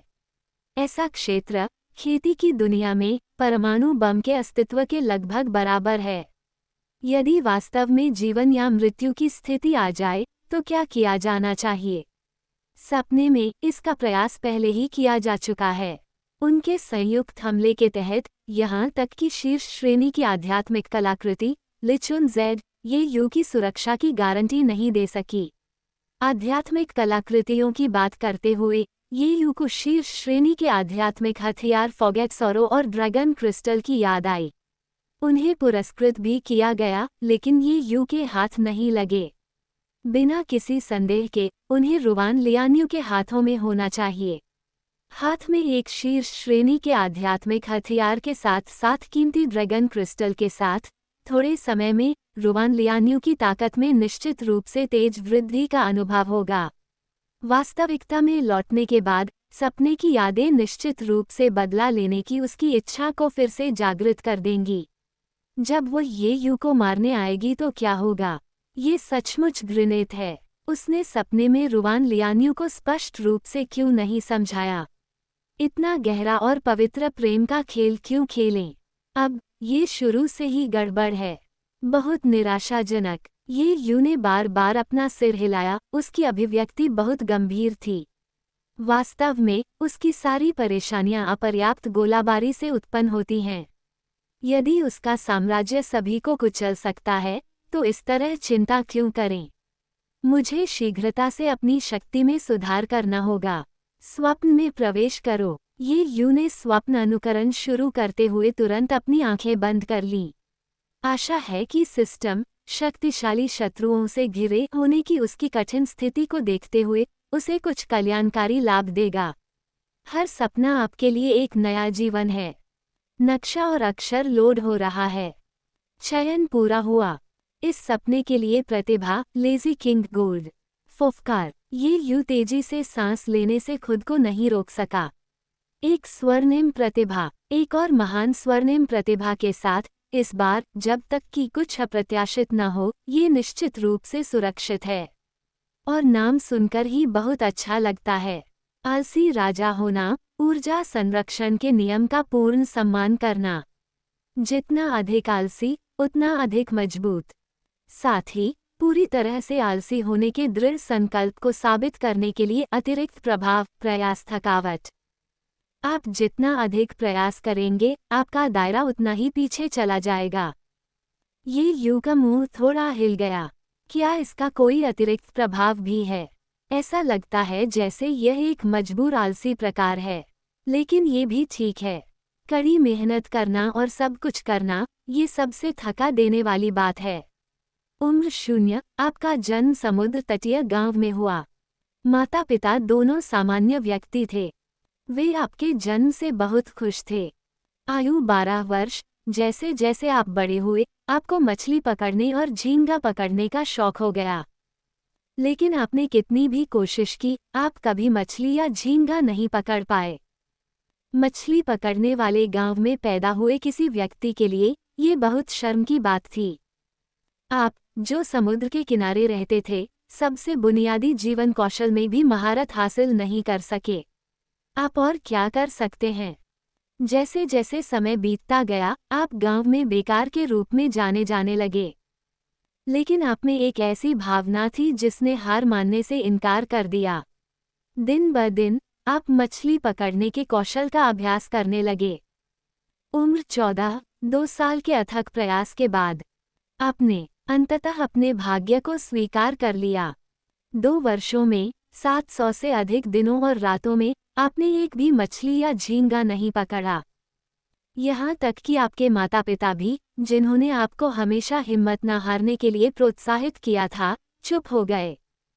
आपको बेकार लगा, तो आप समुद्र के किनारे एक चट्टान पर अकेले बैठे थे, समुद्र को घूर रहे थे। आप पूरे दिन ऐसे ही बैठे रहे। शाम ढल गई। जैसे ही आप घर जाने वाले थे, एक बड़ी मछली, जिसका वजन लगभग 10 किलोग्राम था, समुद्र से बाहर निकली और आपकी बाहों में आ गिरी। अपने हाथों में वजन महसूस करते हुए आप गहरी सोच में पड़ गए। आखिरकार आपको विश्वास हो गया कि शायद यह आपकी बुरी किस्मत के लिए स्वर्ग से आया इनाम था। जब आप मछली घर लाए, तो आपके माता पिता खुशी के आंसू रो पड़े। उन्हें इसकी परवाह नहीं थी कि मछली कितनी बड़ी थी। वे बस इस बात से खुश थे कि आपके पास जीविकोपार्जन का साधन था। लेकिन जब उन्हें सच्चाई का पता चला, तो उनके चेहरे के भाव अविश्वसनीय रूप से रंगीन हो गए। आयु 15, आपका उपनाम बेकार से भाग्यशाली व्यक्ति में बदल गया। हर दिन बस समुद्र के किनारे बैठने से अप्रत्याशित फसलें आएंगी। पब फ्यूचर द्वारा विज्ञापन। इस दौरान आपने दोबारा मछली पकड़ने और झींगा पकड़ने का भी प्रयास किया, लेकिन पहले की तरह आप कुछ भी नहीं पकड़ सके। तो धीरे धीरे आपको आलसी जीवन जीने की आदत हो गई। एक दोपहर, हमेशा की तरह आप एक विशाल चट्टान पर बैठे थे। लेकिन अप्रत्याशित रूप से मछली के बजाय आपका सामना कोमा में पड़े एक अधेड़ उम्र के व्यक्ति से हुआ। वह समुद्र पर तैर रहा था, उसके कंधे पर एक बड़ा घाव था। लेकिन आपको एहसास हुआ कि वह मरा नहीं था, इसलिए आप उसे घर ले आए और उसके घावों का इलाज किया। अगले दिन अधेड़ उम्र का आदमी धीरे धीरे उठा। जब उसने सुना कि आपने उसे बचा लिया है तो आपकी ओर उसकी दृष्टि बेहद नर्म हो गई। मध्यम आयु वर्ग के व्यक्ति ने आपको बताया कि वह एमेथिस्ट स्काई संप्रदाय का संप्रदाय गुरु था, जिसका नाम जून चेंगबी था। उन्हें राक्षसी कृषकों ने घेर लिया था, उनकी आध्यात्मिक ऊर्जा समाप्त हो गई थी, जिसके कारण वे समुद्र में गिर गए। चूंकि आपने उसे बचाया, आप इनाम के पात्र हैं। जून चेंगबी ने आपको 2 विकल्प दिए। 1. उनके शिष्य बने और साधना के पथ पर चलें। 2. वह आपके स्वास्थ्य और दीर्घायु को सुनिश्चित करते हुए आध्यात्मिक गोलियों और अमृत की एक बोतल छोड़ देगा, कोई समस्या नहीं होगी। अध्याय 57। मेरे शिष्य में क्षमता है। सपने में ये दृश्य देखकर ये यूं मुस्कुराए बिना नहीं रह सका। क्या इस स्थिति में चुनने की जरूरत भी थी? बेशक, वो जून चेंगबी का शिष्य बनना और संप्रदाय में शामिल होना चुनेंगे। इतनी महान स्वर्णिम प्रतिभा के साथ वह अपना दिन मछली पकड़ने में कैसे बिता सकता था? निश्चित रूप से व्यापक दुनिया का पता लगाने के लिए उन्हें खेती शुरू करनी पड़ी। बिना किसी हिचकिचाहट के आप तुरंत उनका शिष्य बनना चुने।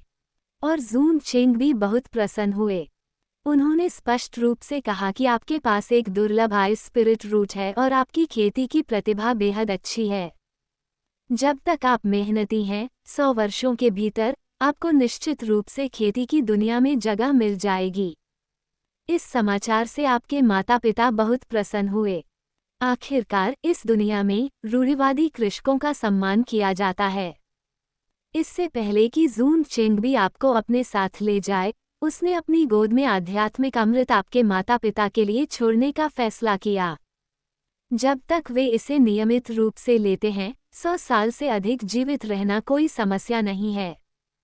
ये भाव आपको गहराई से प्रभावित करता है और आप भविष्य में खेती की दुनिया में अपना नाम कमाने के लिए अपने माता पिता और गुरु को चेहरा देने के लिए मन ही मन शपथ लेते हैं। एमेथिस्ट स्काई संप्रदाय कोई बड़ा संप्रदाय नहीं है। केवल 1 दर्जन से अधिक सदस्यों के साथ इसे तीसरे दर्जे का भी नहीं माना जा सकता। लेकिन आप बुरा मत मानना, आप भविष्य के प्रति आशावान भी महसूस करते हैं। ये सब जून चेंगबी के उस वाक्य के कारण है जिस दिन आप औपचारिक रूप से उनके शिष्य बने थे। मैं अपने शिष्य में क्षमता देखता हूँ, स्वर्गारोहण क्षेत्र तक पहुँचने की क्षमता। असेंशन क्षेत्र एक ऐसा क्षेत्र है जहाँ 1000 वर्षों से अधिक समय में कोई नहीं पहुँचा है। आप अपने दिल में एक बड़ी प्रशंसा महसूस करते हैं और इसी दिन आपको जीवन में अपनी पहली साधना तकनीक प्राप्त होती है, पर्पल स्काई क्यूई खेती तकनीक। तब से आप यथाशीघ्र क्यूई रिफाइनिंग क्षेत्र में प्रवेश करने का लक्ष्य रखते हुए लगन से अध्ययन और अभ्यास करते हैं। हालांकि चीजें हमेशा योजना के अनुसार नहीं होती हैं। कुछ चीजें, जैसे मछली पकड़ना, खेती के समान हैं। पूरे 3 महीनों तक आप अभी भी क्यूई रिफाइनिंग क्षेत्र में कदम नहीं रख सके। इस संबंध में जून चेंगबी भी हैरान थे। अपनी आध्यात्मिक जड़ों और प्रतिभा के साथ आपके लिए क्यूई रिफाइनिंग क्षेत्र में प्रवेश न करना असंभव है। क्या कहीं कोई समस्या हो सकती है? जून चेंगबी ने आपके शरीर की गहन जांच की, लेकिन उन्हें कुछ भी नहीं मिला। तो उन्होंने अनुमान लगाया कि शायद आइस स्पिरिट रूट बहुत दुर्लभ है। इसकी खेती में प्रवेश करने के लिए दूसरों की तुलना में कई गुना अधिक प्रयास की आवश्यकता होती है। इसलिए उन्होंने आपको कड़ी मेहनत करते रहने और प्रयास करते रहने के लिए प्रोत्साहित किया। अब भी जून चेंगबी को अभी भी आपसे बहुत उम्मीदें हैं। एक बार फिर उन्होंने अपने प्रसिद्ध शब्द बोले, मैं आपको दाव के साथ सामंजस्य में देखता हूँ, एकीकरण क्षेत्र तक पहुँचने की क्षमता। इस प्रशंसा से प्रोत्साहित होकर आप एक बार फिर प्रेरणा से भर गए हैं। और 3 महीने और बीत गए। आप अभी भी क्यूई रिफाइनिंग क्षेत्र तक नहीं पहुँच पाए हैं। ऐसा नहीं है कि आपने पर्याप्त मेहनत नहीं की है, बात सिर्फ इतनी है कि आपके प्रयास व्यर्थ लगते हैं। जैसे कि कोई स्वर्गीय खाई आपका रास्ता रोक रही हो, आप उस दहलीज को पार नहीं कर सकते। जून चेंगबी का आपकी ओर देखना जटिल हो गया। थोड़ी सी आह के बाद वह जबरदस्ती मुस्कुराने लगा। मैं आप में दिव्य परिवर्तन की क्षमता देखता हूँ। आगे बढ़ते रहें, एक दिन आप सफल होंगे। आप बिना कुछ कहे चुपचाप अपना सिर नीचे कर लेते हैं। आपकी जो ऊंची आकांक्षाएं थीं, वे लगभग पूरी तरह नष्ट हो चुकी हैं। 18 साल की उम्र में आप पहले ही एमेथिस्ट स्काई सेक्ट में 3 साल से अधिक समय बिता चुके हैं। इतना लंबा समय, आप एक भी दिन के लिए ढीले नहीं पड़े। फिर भी आप नश्वर लोगों के दायरे में हैं, क्यूई रिफाइनिंग चरण तक पहुंचने के लिए अभी भी निराश हैं। जब जून चेंग भी आपका सामना करता है, तो वो उन प्रसिद्ध शब्दों को नहीं बोल सकता। इसके बजाय वह आपको सांत्वना देना शुरू कर देता है। शिष्य, भले ही आप खेती नहीं कर सकते, ये वास्तव में बुरा नहीं है। मुझे अपना गुरु मानते हुए मैं गारंटी देता हूँ कि आप 200 से अधिक जीवित रहेंगे। आप एमेथिस्ट स्काई संप्रदाय में बस जाएं, प्रतीक्षा करें, शायद एक दिन आपको ज्ञान प्राप्त होगा। सपने में दृश्य देखकर ये यू एक हाथ से अपना चेहरा ढकने से खुद को नहीं रोक सका। क्या कहें, दरअसल यह मास्टर बुरा नहीं है। सब कुछ के बावजूद उन्हें संप्रदाय से निष्कासित नहीं किया गया है। संप्रदाय गुरु वास्तव में एक अच्छा व्यक्ति है, एक गलती के प्रति लगभग धर्मी। 19 साल की उम्र में आपने खेती करना पूरी तरह से छोड़ दिया है। आपका हर दिन का सबसे बड़ा शौक बिस्तर पर लेटना और सोना है। आपको इस तरह देखकर जून चेंगबी को लगता है कि आप पर गहरा प्रभाव पड़ा है। तो वह एमेथिस्ट स्काई संप्रदाय में सभी को आदेश देता है कि वे आपको परेशान न करें। आप इस जीवन के अनुकूल ढलना शुरू कर देते हैं। लेकिन तीसरे दिन, जैसे ही आप जागते हैं, आप सीधे क्यूई रिफाइनिंग क्षेत्र में पहुंच जाते हैं। घटनाओं के इस मोड़ ने आपको पूरी तरह से चौंका दिया। आप अजीब तरह से जून चेंगबी को ढूंढते हैं। जब जून चेंगबी को पता चला कि आपने क्यूई रिफाइनिंग क्षेत्र में प्रवेश कर लिया है, तो वह बहुत देर तक स्तब्ध खड़ा रहा। फिर उन्होंने अपने प्रसिद्ध शब्द फिर से बोले, मैं तुम में क्लेश पार करने की क्षमता देखता हूँ। शिष्य, तुमने ये कर दिखाया है। आप भी बहुत उत्साहित थे। आपकी आंखें थोड़ी लाल हो गईं। 3 साल, पूरे 3 साल, और आखिरकार आपने क्यूई रिफाइनिंग क्षेत्र में कदम रखा है। हालांकि आपने एमेथिस्ट स्काई सेक्ट में सबसे धीमी सफलता का रिकॉर्ड तोड़ दिया है, आप गर्व से खुद को एक कृषक के रूप में घोषित कर सकते हैं। लेकिन वास्तव में ये सिर्फ आप ही नहीं थे जो उत्साहित थे। जून चेंगबी आपसे भी अधिक प्रसन्न था। उन्होंने तुरंत एमेथिस्ट स्काई सेक्ट में एक भव्य दावत दी। इससे कई वरिष्ठ भाइयों को दुख हुआ। जब वे फाउंडेशन प्रतिष्ठान या यहाँ तक कि गोल्डन कोर क्षेत्र में आगे बढ़े, तो जून चेंगबी उतने उत्साहित नहीं थे। लेकिन आपके लिए 3 साल के बाद क्यूई रिफाइनिंग तक पहुंचने का जश्न मनाते हुए, हो सकता है कि उन्होंने आपको दैवीय परिवर्तन क्षेत्र में कदम रखने के लिए गलत समझा हो। उस रात आपने तब तक शराब पी जब तक आप पूरी तरह से नशे में नहीं हो गए। फिर भी पिछले दिनों की वीरतापूर्ण भावना एक बार फिर आपके दिल में उमड़ पड़ी। आपकी आकांक्षाएं प्रबल रहीं, लेकिन ये जितना शानदार लग सकता है, शर्मिंदगी के क्षण भी होंगे। अगले 2 वर्षों में आपने फिर से मेहनती खेती शुरू की। हालांकि न केवल आपकी खेती में प्रगति नहीं हुई, बल्कि हल्की गिरावट के संकेत भी थे। हाँ, क्यूई रिफाइनिंग के शुरुआती चरण से वापस नश्वर होने तक। अगर ऐसा कुछ हुआ, तो आप संभवतः खेती की दुनिया में सबसे बड़ा मजाक बन जाएंगे। जून चेंगबी ने आपको फिर से सांत्वना देना शुरू कर दिया। ये ठीक है, क्यूई रिफाइनिंग का प्रारंभिक चरण ठीक है। ये कथन 2 साल पहले के उनके प्रसिद्ध शब्दों से एकदम विपरीत है। तो आपने एक बार फिर खेती छोड़ दी और झूठ बोलने लगे। 1 महीने बाद आप सफलतापूर्वक क्यूई रिफाइनिंग क्षेत्र के शिखर पर पहुंच गए। इस नतीजे ने सभी को चौंका दिया। आपने खेती के दौरान अपना दायरा नहीं बढ़ाया, लेकिन सोते समय आप आसमान छू गए। आप किस प्रकार का खेल खेल रहे हैं? यहाँ तक कि जून चेंगबी भी आपसे पूछने के अलावा कुछ नहीं कर सके। क्या आप जानबूझकर अपना कौशल छिपा रहे हैं? आपके पास शब्द नहीं थे। पब फ्यूचर द्वारा विज्ञापन। लेकिन आप इस घटना की व्याख्या नहीं कर सके। गुप्त रूप से शक्ति संचय करना? बिल्कुल नहीं। क्या सचमुच ऐसा हो सकता है कि नींद के दौरान हर बार एक सफलता मिले? हालांकि कारण चाहे जो भी हो, सफलता पाना सबसे बड़ा आनंद था। पिछले 2 बार के अनुभव से आपने निर्णायक रूप से नींद के माध्यम से साधना की विधि को आजमाना शुरू कर दिया। परिणाम उल्लेखनीय रूप से प्रभावी थे। आधे साल बाद आपने न केवल फाउंडेशन स्थापना क्षेत्र में सफलतापूर्वक प्रवेश किया, बल्कि आपने पर्पल स्काई क्यूई कल्टीवेशन तकनीक को भी पूरी तरह से सिद्ध कर लिया। आपकी उल्लेखनीय प्रगति को देखकर संपूर्ण एमेथिस्ट स्काई संप्रदाय ने आपके तरीकों की नकल करना शुरू कर दिया। यहाँ तक कि जून चेंगबी भी कोई अपवाद नहीं था। यहाँ तक कि उसने आपके बिस्तर पर भी कब्जा कर लिया और दावा किया कि वहाँ फेंगशुई अच्छी थी।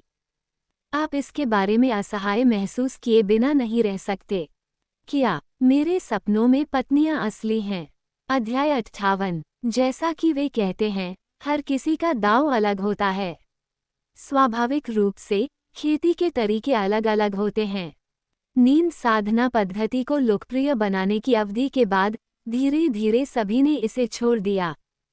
केवल आप ही रह गए, शयन के माध्यम से स्वयं को साधना के लिए समर्पित करते हुए। और आपका दायरा पागलों की तरह बढ़ता रहा। 50 साल पलक झपकते ही बीत गए। इन वर्षों की निरंतर नींद के माध्यम से आपने सफलतापूर्वक नवजात आत्मा क्षेत्र के प्रारंभिक चरण में प्रवेश कर लिया है। साधना की यह गति आश्चर्यजनक ही कही जा सकती है।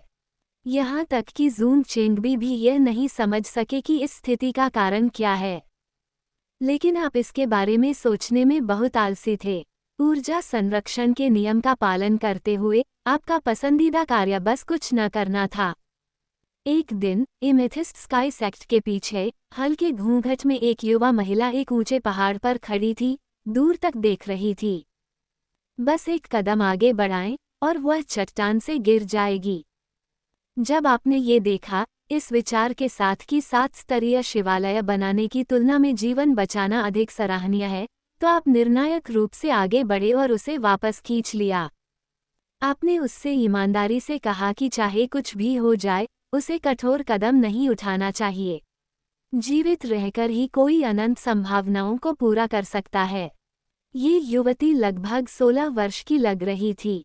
उसने आपसे बेरुखी से पूछा, आपको किसने बताया कि वो आत्महत्या के बारे में सोच रही थी? ये पता चला है, वह यहाँ केवल दृश्यों के लिए आई थी क्योंकि यह अच्छा है। ये सुनते ही आपके चेहरे पर एक कठोर मुस्कान फैल गई। क्या आपने बहुत ज्यादा सोचा? बाद में बातचीत से आपको पता चला कि इस युवती का नाम जुओ यंगचुन है। कम उम्र के बावजूद उनका व्यवहार परिपक्व और ठंडा था। वह 10 दिन पहले ही एक शिष्य के रूप में एमेथिस्ट स्काई संप्रदाय में शामिल हुई थी। वह आपकी कनिष्ठ बहन भी थी। आपने क्यूई रिप्लेनिशिंग गोली की एक बोतल निकाली, यह उम्मीद करते हुए कि वह आपको एक वरिष्ठ भाई के रूप में संबोधित करेगी। लेकिन जुओ यंगचुन ने केवल ठंडी हंसी दी और वरिष्ठ भाई शब्द नहीं बोले। उसने आपको बताया कि वह यहाँ सिर्फ ये देखने के लिए आई थी कि उसके मालिक ने जिस सोए हुए अमर के बारे में बात की थी वह वास्तव में कैसा दिखता था। अब जब उसने इसे देख लिया है तो इसमें कोई आश्चर्य की बात नहीं है। आपको थोड़ा शर्मिंदगी महसूस हुई। सोता हुआ अमर, क्या ये कहा जाना चाहिए? जून चेंगबी उपनाम देने में बहुत बेकार हैं। वह इतना घटिया शीर्षक कैसे लेकर आए? बाद में आपका जीवन घटनाहीन बना रहा। हालांकि एमेथिस्ट स्काई सेक्ट की प्रतिभा का खिताब चुपचाप बदल गया था। क्यूई खेती तक पहुंचने के लिए 1 सप्ताह, फाउंडेशन प्रतिष्ठान तक पहुंचने के लिए 3 महीने, गोल्डन कोर तक पहुंचने में 10 साल, नेसेंट सोल तक पहुंचने में 20 साल। जुओ यंगचुन की सफलताओं की गति ने केंद्रीय महाद्वीप पर ऐतिहासिक रिकॉर्ड भी तोड़ दिए। यहाँ तक कि आप भी मदद नहीं कर सके, लेकिन फिर से पहाड़ के पीछे से बाहर आ गए। आपने अपनी कनिष्ठ बहन जुओ यंगचुन को एक बार फिर बड़ा बनाया। इतने साल बीत गए, जुओ यंगचुन पूरी तरह से बड़ा हो गया है। चमकदार आंखों और सफ़ेद दांतों के साथ, आलू के फूल की तरह सुंदर।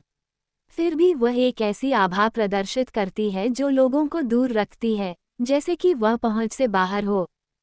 इस समय आपने जून चेंगबी के प्रसिद्ध शब्द फिर से सुने।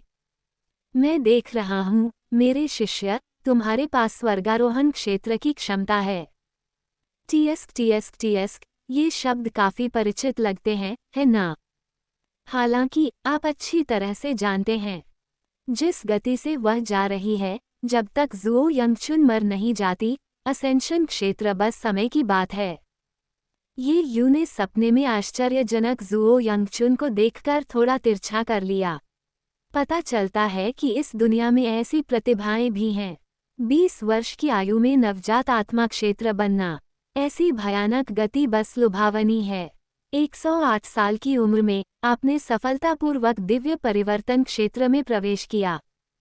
इस समय जुओ यंगचुन भी नवजात आत्मा क्षेत्र के शिखर पर पहुंच गया है, जो दिव्य परिवर्तन क्षेत्र से केवल एक कदम दूर है।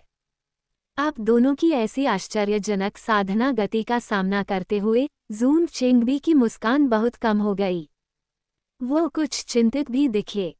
तो अपने ड्रिंक्स पर दिल से दिल की बात करने के लिए जून चेंगबी से संपर्क किया। आखिरकार आप सब कुछ समझ गए। ये पता चला कि जून चेंगबी नाखुश नहीं था, उसे बस अपर्याप्त महसूस हुआ। आप देखिए, खेती की दुनिया में एमेथिस्ट स्काई संप्रदाय को तीसरे दर्जे का संप्रदाय भी नहीं माना जाता है। लेकिन आप और जुओ यंगचुन बहुत चमकदार हैं। ऐसी साधना गति और उल्लेखनीय प्रतिभा के साथ पवित्र भूमि में भी आप संत और संत के पदों के लिए प्रतिस्पर्धा कर सकते हैं। जून चेंगबी की साधना का स्तर ऊंचा नहीं है। 800 वर्षों की साधना के बाद वह मुश्किल से दैवीय परिवर्तन क्षेत्र तक पहुंच पाया, और उसकी सीमित जन्मजात प्रतिभा के साथ इस जीवनकाल में यही उसकी सीमा है। आगे सफलता की कोई संभावना नहीं है। ये देखकर कि आप दोनों जल्द ही उससे आगे निकलने वाले हैं, उसे वास्तव में चिंता हुई कि उसका मामूली निवास आप दोनों जैसे विशाल व्यक्तित्वों को समायोजित नहीं कर सकता। हालांकि जून चेंगबी ने व्यक्त किया कि वह बहुत स्वार्थी है और उसे आपके भविष्य में बाधा नहीं डालनी चाहिए। यदि आपके लिए कोई बेहतर जगह है, तो आपको बिना किसी हिचकिचाहट के वहां जाना चाहिए। उसे बस यही उम्मीद है कि आप कभी कभार उससे मिलने वापस आएंगे। आखिरकार इतने वर्षों तक साथ रहने के बाद आप सिर्फ सहकर्मी नहीं हैं, आप परिवार की तरह हैं। आप कुटिलता से मुस्कुराए। लगभग एक शताब्दी से अधिक समय तक साथ रहने के बाद आप जून चेंगबी के चरित्र को कैसे नहीं जान सकते। ये संप्रदाय गुरु, जो परिपक्व और निर्णायक दिखाई देता है, वास्तव में एक बच्चे का दिल है। वह भावनाओं को सबसे अधिक महत्व देता है और अलगाव देखना बर्दाश्त नहीं कर सकता। इन वर्षों से हर दशक में आप मछली पकड़ने वाले गांव में अपने माता पिता से मिलने के लिए पहाड़ से नीचे जाएंगे। जब भी आप लौटेंगे, आपने जून चेंगबी को एमेथिस्ट स्काई संप्रदाय के द्वार पर टकटकी लगाए देखा होगा। जब उसने आपकी आकृति देखी, तो वह हमेशा कहता था कि यह महज एक संयोग है कि वो यहाँ हवा का आनंद ले रहा है। और यह सिर्फ आप नहीं हैं। जब भी कोई बाहर जाता तो वह बार बार उन्हें सुरक्षित रहने की याद दिलाता। उसकी झुंझलाहट अपने अंतिम वर्षों में एक बूढ़ी औरत की सताहट से प्रतिस्पर्धा करती है। यह इस कारण से है कि आपको लगता है कि एमेथिस्ट स्काई संप्रदाय एक खेती संप्रदाय की तरह नहीं है। इसके बजाय यह एक परिवार की तरह अधिक महसूस होता है। और जून चेंगबी पितृसत्ता की तरह हैं। उसने आपसे कभी कुछ नहीं मांगा। इसके बजाय वो हमेशा आपकी ज़रूरत की हर चीज़ पहले से तैयार करने की पूरी कोशिश करता है। आप स्वाभाविक रूप से इस भावना को अच्छी तरह से समझते हैं। तो आप जून चेंगबी की पीठ थपथपाएं। आप चुपचाप उसे बताएं कि आप खेती करने में भी बहुत आलसी हैं, संप्रदाय बदलने की तो बात ही दूर है। ये कहने के बाद आपको उम्मीद थी कि जून चेंगबी प्रसन्न होंगे। इसके बजाय आपने केवल उसके खर्राटे ही सुने। पता चला, इस मास्टर ने बहुत ज्यादा शराब पी रखी थी। उसे उसके कमरे में वापस ले जाने के बाद आप जुओ यंगचुन में भाग गए। ये पहली बार था जब उसने आपको सीनियर ब्रदर कहा और आपको प्रोफाउंड हॉट स्वॉर्ड नामक एक कॉपी किया हुआ मैनुअल दिया। आपने उससे पूछा कि इसका क्या मतलब है। जुओ यंगचुन ने बस उदासीनता से उत्तर दिया कि उसे लगा कि आप सभ्य हैं, इसलिए उसने आपको एक उपहार दिया। आप हैरान रह गए। 3 साल बाद आपने फैसला किया कि आप अब एमेथिस्ट स्काई सेक्ट में पड़े रहना जारी नहीं रख सकते। आप बाहर निकलने और यात्रा करने के लिए तैयार हैं। इस फैसले से संप्रदाय में हर कोई हैरान रह गया। उनके दिमाग में आप सिर्फ एक क्वा थी जो हर समय सोती रहती थी। जून चेंगबी ने स्पष्ट रूप से भविष्यवाणी की कि आधे महीने के भीतर आपको बाहर सोना असहज लगेगा और आप संप्रदाय में लौट आएंगे। इससे आप काफी अप्रसन्न थे। आपने पूरे मध्य महाद्वीप में यात्रा करते हुए 100 साल बिताने की कसम खाई है। हालांकि यह मन्नत पूरी नहीं हुई। 8वें वर्ष में आप शीघ्रता से संप्रदाय में लौट आए। कारण ये था कि आपके स्वामी जून चेंगबी को किसी ने गंभीर रूप से घायल कर दिया था। अध्याय 59 वरिष्ठ भाई फिर भी इसे स्वीकार नहीं करेंगे। संप्रदाय में लौटने पर आपने जो पहला काम किया वह वरिष्ठ भाई झू से पूछना था कि जून चेंगबी को किसने घायल किया था। वरिष्ठ भाई ली झू ने आपको बताया कि यह फ्लोटिंग ड्रैगन हॉल के स्वामी झाओ ताइपिंग थे। 3 दिन पहले जून चेंगबी की नज़र बाहर एक कलाकृति पर पड़ी। जब वह संप्रदाय में लौटना चाहता था तो उसे अप्रत्याशित रूप से फ्लोटिंग ड्रैगन हॉल के मास्टर झाओ ताइपिंग का सामना करना पड़ा। झाओ ताइपिंग ने दावा किया कि उनके फ्लोटिंग ड्रैगन हॉल को ये कलाकृति पसंद आ गई है। वो इसे 10 स्पिरिट स्टोन के लिए जून चेंगबी से खरीदना चाहता था, उम्मीद कर रहा था कि जून चेंगबी अनिच्छा से इसे छोड़ देगा। ऐसी बेशर्म मांगों का सामना करते हुए जून चेंगबी ने स्वाभाविक रूप से इनकार कर दिया। इस प्रकार उन्होंने इस पर लड़ाई लड़ी। अंत में झाओ ताइपिंग की ताकत से मुकाबला करने में असमर्थ जून चेंगबी गंभीर रूप से घायल हो गया और उसकी कलाकृतियां चोरी हो गईं। ये समाचार सुनकर आप अपना क्रोध नहीं रोक सके। Floating dragon hall amethyst sky संप्रदाय से ज़्यादा दूर नहीं है और इसे तीसरे दर्जे का संप्रदाय माना जाता है। आमतौर पर वे अपने आकार पर भरोसा करते हैं और अक्सर एमेथिस्ट स्काई संप्रदाय को दबाना पसंद करते हैं। अब वे खुलेआम कलाकृतियों को छीनने का साहस कर रहे हैं, जो बेहद अपमानजनक है। ली झू ने कहा कि हालांकि वह सबसे बड़ा भाई है, लेकिन उसकी ताकत उतनी नहीं है। इसलिए वह आपको और जुओ यंगचुन को न्याय मांगने के लिए फ्लोटिंग ड्रैगन हॉल में ले जाना चाहता है। आपके जाने के 1 साल बाद जुओ यंगचुन भी यात्रा पर गए। वर्तमान में आप संचार पत्थर के माध्यम से उससे संपर्क करने में सक्षम हैं। वह वापस जा रही है और इसमें कुछ और दिन लगेंगे, इसलिए उसने आपको थोड़ा इंतजार करने के लिए कहा। आपने कुछ नहीं कहा। इसके बजाय आपने कमरे में प्रवेश किया और जून चेंगबी पर नजर डाली। इस समय वो बिस्तर पर बेहोश और पीला पड़ा हुआ था। आपने एक आह भरी, चुपचाप एमेथिस्ट स्काई संप्रदाय को छोड़ दिया। जैसा कि कहा जाता है, जितना अधिक तुम सहोगे उतना अधिक तुम खोओगे। जितना अधिक आप पीछे हटेंगे उतना अधिक क्रोधित होंगे। आपके लिए जून चेंगबी सिर्फ एक गुरु नहीं बल्कि परिवार भी है। उसे ऐसी हालत में देखकर आप अब और कैसे इंतजार कर सकते थे। आप तुरंत अकेले फ्लोटिंग ड्रैगन हॉल गए। धीरे धीरे अपनी आंखें बंद करते हुए एक पल में तलवार की आभा बढ़ गई, उसके सामने सब कुछ व्याप्त हो गया। इन वर्षों में आपने पहले ही प्रोफाउंड हॉट स्वॉर्ड को शिखर पर पहुंचा दिया था। ये तकनीक अत्यंत उच्च कोटि की थी। जिस क्षण से आपने पहली बार इसके रहस्यों की झलक देखी, उसी क्षेत्र में कोई भी आपकी बराबरी नहीं कर सका। शिखर पर आप अपने दुश्मनों को हराने के लिए आसानी से दायरे को पार कर सकते हैं।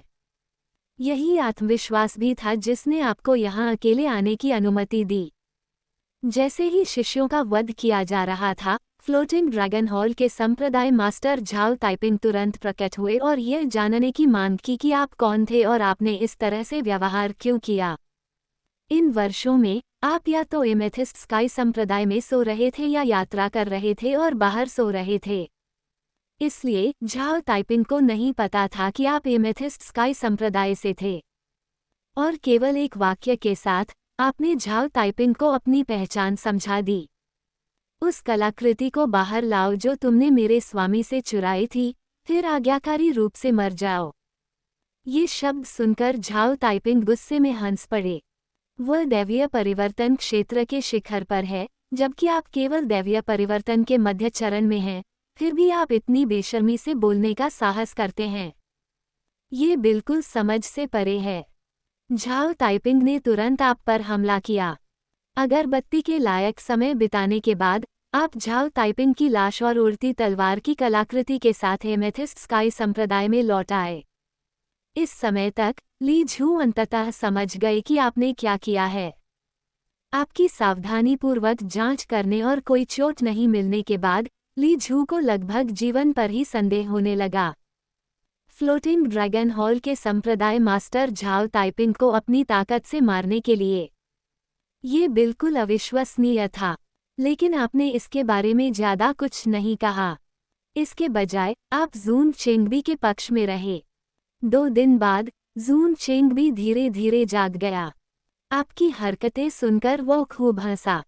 उन्होंने दावा किया कि आप वास्तव में उनके शिष्य हैं, जो स्वर्गारोहण की क्षमता दिखाते हैं।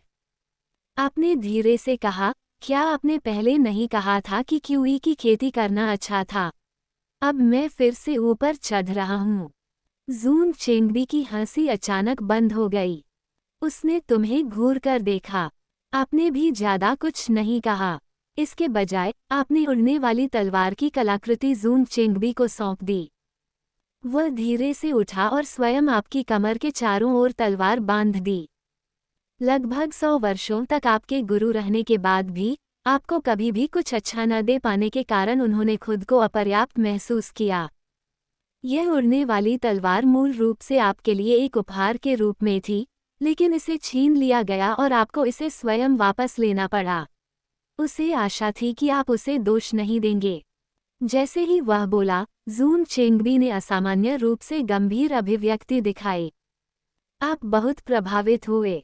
आप थोड़ा झुके, नहीं चाहते थे कि जून चेंगबी आपकी आंखों को भावना से लाल होते हुए देखें। ये यू ने गहरी सांस ली। जून चेंगबी वास्तव में एक अच्छे इंसान थे। पूरी एमेथिस्ट स्काई संप्रदाय में केवल एक निम्न श्रेणी की कलाकृति थी। वो वही वस्त्र था जो जून चेंगबी ने पहना था। इसकी घिसी पिटी अवस्था से यह स्पष्ट था कि इस वस्त्र का एक लंबा इतिहास था। आखिरकार एक मध्यम दर्जे की उड़ने वाली तलवार की कलाकृति प्राप्त करने के बाद जून चेंगबी ने कोई लालच नहीं रखा। इसके बजाय उसने उसे ये दे दिया। ऐसा गुरु, भले ही उसकी साधना उच्च न हो, नश्वर संसार में एक अच्छा शिक्षक कहलाने योग्य था। इसकी तुलना एज और क्लाउड संप्रदाय में ये यू की गुरु होंगलुआन से करने पर वह या तो शराब पी रही है या अनिवार्य रूप से जुए में हार रही है और स्वेच्छा से गिरावट में गिर रही है, यहाँ तक कि अपने शिष्य को हर दिन गैर रचनात्मक गतिविधियों में खींच रही है। सांस, सचमुच तुलना आनंद की चोर है। तीसरे दिन जू यंगचुन एमेथिस्ट स्काई संप्रदाय में लौट आए। वह अपनी यात्रा से कई अनमोल खजाने वापस लाए। जून चेंगबी जुओ यंगचुन की विचारशीलता की प्रशंसा करते हुए मुस्कुराना बंद नहीं कर सके। जवाब में जुओ यंगचुन ने बस अपना सिर थोड़ा हिलाया और कुछ नहीं कहा। इतने ठंडे रवैये से किसी को आश्चर्य नहीं हुआ। आखिरकार वे उसके स्वभाव के अभ्यस्त थे। हालांकि वह हमेशा लोगों को दूर रखती थी, उसका दिल अच्छा था। उस रात जुओ यंगचुन ने आपको पहाड़ की चोटी पर मिलने के लिए आमंत्रित किया। इससे आपको बहुत हैरानी हुई, लेकिन आप सहमति के अनुसार उससे मिलने गए। पहाड़ की चोटी पर आपके आने के बाद जुओ यंगचुन ने बहुत सावधानी से ध्वनिरोधी बाधाओं की 2 परतें स्थापित कीं। फिर वह सीधे मुद्दे पर आ गई, आपसे पूछ रही थी कि अमर के पुनर्जन्म के संदर्भ में आप कौन हैं। ये सवाल सुनकर आप एकदम दंग रह गए। उसका क्या मतलब था, आप नहीं जानते कि कैसे उत्तर दें। एक पल के लिए आपको ये भी संदेह हुआ कि जुओ यंगचुन अपनी खेती से पागल हो गई होगी और अपना दिमाग खो बैठी होगी। आपकी चुप्पी देखकर जुओ यंगचुन ने अपने हाथों से एक औखिड उंगली का इशारा किया, उन्हें ओवरलैप करते हुए उसके सामने खड़े होकर। बहुत गंभीरता से उसने आपको बताया कि वह स्वर्गीय क्षेत्र से यंगचुन अमर का पुनर्जन्म था। आप कौन से अमर हैं? उस पल में चांदनी नीचे गिर गई, मानो जुओ यंगचुन के ऊपर चांदी का घूंघट डाल दिया हो। वह अविश्वसनीय रूप से दिव्य लग रही थी। इस स्वप्न जैसे दृश्य को देखकर ये यू अपनी आंखें चौड़ी करने से नहीं रोक सका। क्या पब फ्यूचर द्वारा विज्ञापन? तो क्या वास्तव में अमरों के पुनर्जन्म जैसी कोई चीज होती है? लेकिन ये समझ में आता है। जुओ यंगचुन का जीवन बहुत ही असाधारण है। क्यूई खेती के लिए 1 सप्ताह, फाउंडेशन स्थापना के लिए 3 महीने, गोल्डन कोर के लिए 10 साल। किस अच्छे व्यक्ति की साधना इस गति से आगे बढ़ती है?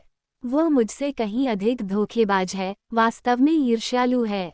लेकिन इन वर्षों में जुओ यंगचुन की सफलता की गति धीमी हो गई है। अब भी वो दिव्य परिवर्तन के प्रारंभिक चरण में ही है। लेकिन फिर भी उसकी साधना गति नश्वर संसार में पहले से ही अद्वितीय है। आपने अपना सिर थोड़ा हिलाया, ये दर्शाता है कि आप किसी अमर का पुनर्जन्म नहीं हैं। जुओ यंगचुन ने थोड़ा भौहें चढ़ाईं। बड़े भाई, क्या आप अभी भी इसे स्वीकार करने को तैयार नहीं हैं? क्या मेरे सपनों में पत्नियां असली हैं? अध्याय 60। जुओ यंगचुन की आंखों में आक्रोश का संकेत दिखाई दिया। इसने आपको पूरी तरह से हतप्रभ कर दिया। पृथ्वी पर क्या चल रहा था? आपने स्पष्ट रूप से कहा था कि आप किसी अमर का पुनर्जन्म नहीं हैं, तो वह आप पर विश्वास क्यों नहीं करेगी? क्या साथी शिष्यों के बीच कोई भरोसा नहीं था? आप बोलने ही वाले थे। लेकिन इस अत्यंत सुंदर कनिष्ठ बहन को देखकर अंततः आप पीछे हट गए। आप केवल जिज्ञासावश ही पूछ सकते हैं कि वो इतनी आश्वस्त क्यों थी कि आप भी पुनर्जन्म लेने वाले अमर व्यक्ति थे। जुओ यंगचुन ने आपको बताया कि वास्तव में उसे दशकों पहले ये संदेह हुआ था। उस समय जून चेंगबी का सामना जुओ यंगचुन से हुआ और वह उसकी प्रतिभा से चकित हो गया, ये सोचकर कि वह असाधारण थी। वह तुरंत उसे अपने शिष्य के रूप में लेना चाहते थे। लेकिन जुओ यंगचुन ने इनकार कर दिया, क्योंकि उसके लिए गुरु का होना या न होना पूरी तरह से महत्वहीन था। पुनर्जन्मित अमर के रूप में स्मृतियां जाग उठीं। उसके पास तकनीकों और अनुभवों की सबसे कम कमी थी। सर्वोच्च अनुभव के साथ फिर से शुरुआत करना भी अनिवार्य रूप से एक फास्ट ट्रैक था। तो जुओ यंगचुन का मास्टर लेने का कोई इरादा नहीं था। लेकिन जून चेंगबी एक दृढ़ व्यक्ति थे। जुओ यंगचुन का ध्यान आकर्षित करने के लिए उसने तुरंत शेखी बघारना शुरू कर दिया। ये दावा करना कि उसके पास एक बेकार शिष्य था जो कुछ भी नहीं जानता था। उनके संप्रदाय में शामिल होने के बाद से यह शिष्य प्रतिदिन सोते हुए भी साधना में आसमान छू सकता है। ये सुनकर आपकी भावनाएं काफी जटिल हो गईं। अनुमान लगाने की आवश्यकता नहीं है, जिस बेकार शिष्य जून चेंगबी का उल्लेख किया गया था वह आप ही थे। क्या पाखंडी गुरु है? वह सार्वजनिक रूप से आपकी क्षमता की प्रशंसा करता है, लेकिन आपकी पीठ पीछे वह आपको एक बेकार शिष्य कहता है। हालांकि ये ठीक इसी वजह से था कि आपकी उपलब्धियों ने जुओ यंगचुन की जिज्ञासा को सफलतापूर्वक बढ़ाया। इसलिए उसने जून चेंगबी को अपना स्वामी बना लिया और पीछे के पहाड़ पर आपसे मिलने आई। अवलोकन के माध्यम से जुओ यंगचुन ने सोचा कि आपकी प्रतिभा उत्कृष्ट थी, लेकिन विशेष रूप से आश्चर्यजनक नहीं। साधना के लिए सोना स्पष्ट रूप से एक नौटंकी थी। लेकिन लगभग आधे साल तक आपको गुप्त रूप से देखने के बाद उसे पता चला कि आप वास्तव में हर दिन भारी नींद लेते हैं। आपने बिल्कुल भी खेती नहीं की, फिर भी आपकी खेती में सुधार होता गया। ये स्थिति अत्यंत संदेहास्पद थी। तो खेती करते समय जुओ यंगचुन ने विचार करना शुरू किया कि अपनी पहचान का परीक्षण कैसे किया जाए। दशकों बाद अपनी यादों के आधार पर जुओ यंगचुन ने प्रोफाउंड हॉट स्वॉर्ड तकनीक लिखी। ये तकनीक एक स्वर्ग स्तरीय तकनीक थी जिसे उसने अपने पिछले जीवन में गलती से हासिल कर लिया था। इसे समझना बहुत कठिन था। असेंशन क्षेत्र के कृषक की अंतर्दृष्टि के बिना इसे समझना असंभव था। ज़ुओ यंगचुन ने जानबूझकर आपको ये जांचने के लिए प्रोफाउंड हॉटस्वॉर्ड तकनीक दी कि क्या आप पुनर्जन्म लेने वाले अमर हैं। लेकिन उसे निराशा हुई। तकनीक प्राप्त करने के बाद आपने केवल एक बार उस पर नज़र डाली और फिर उसे अनदेखा कर दिया। आप सोने में बहुत व्यस्त थे, पूरी तरह से खेती की उपेक्षा कर रहे थे। उस समय ज़ुओ यंगचुन ने सोचा कि आप भी इसे नहीं समझ सकते, इसलिए उसने अपनी अटकलें छोड़ दी। शायद आप पुनर्जन्म लेने वाले अमर व्यक्ति नहीं थे। लेकिन आज ज़ुओ यंगचुन ने मूल रूप से खुद से बदला लेने के लिए फ्लोटिंग ड्रैगन हॉल में जाने की योजना बनाई थी। हालांकि उसने देखा कि पूरे संप्रदाय में एक भी जीवित नहीं बचा था। इन शिष्यों पर लगे घावों और संप्रदाय के भव्य गठन को हुए नुकसान को देखते हुए यह अनुमान लगाया जा सकता है कि आप प्रोफाउंड हॉट तलवार का उपयोग कर रहे थे। इसके अलावा कम से कम महान उपलब्धि स्तर पर यही वह क्षण था जब ज़ुओ यंगचुन ये पुष्टि कर सका कि आप वास्तव में पुनर्जन्म लेने वाले अमर व्यक्ति थे। ये तर्क सुनकर आपके पास शब्द नहीं बचे। वास्तव में वह प्रोफाउंड हॉटस्वॉर्ड तकनीक, आप वास्तव में इसे समझ नहीं पाए। लेकिन किसी तरह नींद में आप इसे स्वचालित रूप से सीखने में कामयाब रहे और बहुत ही कम समय में आप पूर्णता की स्थिति तक पहुंच गए। हालांकि यह खामियों से भरा लगता है, लेकिन ये सच है। आपने अपना चेहरा एक हाथ से ढक लिया। अंदर से आप जानते थे कि अगर आपने सच कहा तो ज़ुओ यंगचुन आप पर विश्वास नहीं करेंगे और वो प्रश्न पूछना जारी रखेगी। तो आगे की पूछताछ से बचने के लिए आपने सिर हिलाया और स्वीकार किया कि आप पुनर्जन्म लेने वाले अमर व्यक्ति हैं। आपको इसे स्वीकार करते देख ज़ुओ यंगचुन मंद मंद मुस्कुराए। जैसा कि अपेक्षित था, उसने सही अनुमान लगाया। आप पुनर्जन्म लेने वाले अमर व्यक्ति थे, अन्यथा आप खेती की बाधा का सामना किए बिना कैसे सफल हो सकते हैं। आप बहुत उत्सुक थे। आपने ज़ुओ यंगचुन से पूछा कि क्या पुनर्जन्म लेने वाले अमर लोगों को भी खेती की बाधाओं का सामना करना पड़ता है। उसने समझाया कि पुनर्जन्म लेने वाले अमर के रूप में भी अड़चनें मौजूद थीं। अपने चरम नवजात आत्मा क्षेत्र में उसे एक अड़चन का सामना करना पड़ा। इस पर काबू पाने से पहले यह 1 दशक से अधिक समय तक चला। इसके विपरीत, जबकि आपकी प्रारंभिक साधना गति ज़ुओ यंगचुन जितनी तेज नहीं थी, आपको कभी किसी बाधा का सामना नहीं करना पड़ा। तो कुल मिलाकर आप किसी से कमतर नहीं थे। इससे यह अनुमान लगाया जा सकता है कि स्वर्गीय क्षेत्र में आप निश्चित रूप से एक प्रसिद्ध अमर थे। ऐसी प्रशंसा सुनकर आपको तुरंत अजीब लगा। अपने चेहरे को एक हाथ से ढकने से लेकर दोनों हाथों से ढकने तक कोई रुकावट न होने का क्या मतलब है? आपने पहले कभी खेती नहीं की, तो रुकावटें कहाँ से आईं? लगभग 1 शताब्दी के आत्मा अवलोकन के माध्यम से आपने वास्तव में कुछ चमत्कारी चीज की खोज की। जब तक आप खेती नहीं करते थे, आपकी खेती बढ़ती रही। यहाँ तक कि अगर आपने कोई तकनीक प्राप्त की है और अभ्यास नहीं किया है, तो भी तकनीक अपने आप ही परिष्कृत हो जाएगी। ये कुछ ऐसा था जिसे समझाया नहीं जा सका। 8 वर्षों तक बाहर यात्रा करते हुए आप न केवल इस दुनिया को देख रहे थे, बल्कि इसका उत्तर भी खोज रहे थे। आप इतने अनोखे क्यों थे? किसी तकनीक को अभ्यास के बिना प्राप्त करना, फिर भी वह स्वतः ही स्वयं को परिष्कृत कर लेती है। ये घटना पूरी तरह से समझ से परे है। आखिरकार आप इस पर विचार करते करते थक गए। तो खेती के माध्यम से प्रगति करना आपके लिए ठीक था, लेकिन यह आपका निजी रहस्य था। आपका ज़ुओ यंगचुन को बताने का कोई इरादा नहीं था, क्योंकि वह वैसे भी इस पर विश्वास नहीं करेगी। आपको समझाने की जहमत नहीं उठाई जा सकती। आप उसकी इच्छाओं के अनुरूप भी जा सकते हैं। तो आपने ज़ुओ यंगचुन से ईमानदारी से कहा, जूनियर बहन, मैं वास्तव में स्वर्गीय क्षेत्र से एक पुनर्जन्मित अमर हूँ, लेकिन मेरी यादें पूरी तरह से वापस नहीं आई हैं। ऐसी कुछ चीजें हैं जिनके बारे में मैं अभी भी अस्पष्ट हूँ। मुझे स्वर्गीय क्षेत्र में केवल अपना नाम याद है, जोली डोंग था।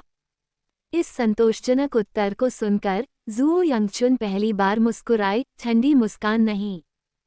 पब फ्यूचर द्वारा विज्ञापन। उसकी मुस्कान अविश्वसनीय रूप से सुंदर थी, जिससे आपका ध्यान क्षण भर के लिए भटक गया। स्वप्न जैसी जुओ यंगचुन को देखते हुए ये यू की अभिव्यक्ति जटिल थी।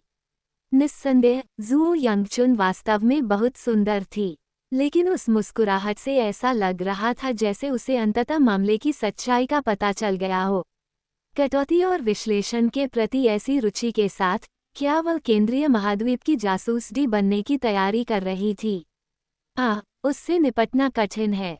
जुओ यंगचुन के संतुष्ट होकर पर्वत शिखर से चले जाने के बाद आप आहें भरने के अलावा कुछ नहीं कर सके। आपने अनाड़ी रूप से पुनर्जन्म लेने वाले अमर होने का नाटक किया। उम्मीद है कि जब जुओ यंगचुन को अंततः सच्चाई पता चलेगी तो वह बहुत निराश नहीं होगी। आपने अपना सिर थोड़ा हिलाया, फिर पहाड़ से उतरने के लिए तैयार हो गए। हालांकि उसी क्षण आपने अचानक अपने गुरु जून चेंगबी को एक बड़ी चट्टान के पीछे से निकलते हुए देखा। उसके चेहरे पर एक जानने वाली मुस्कान थी। दयालु लोग अच्छी तरह समझते हैं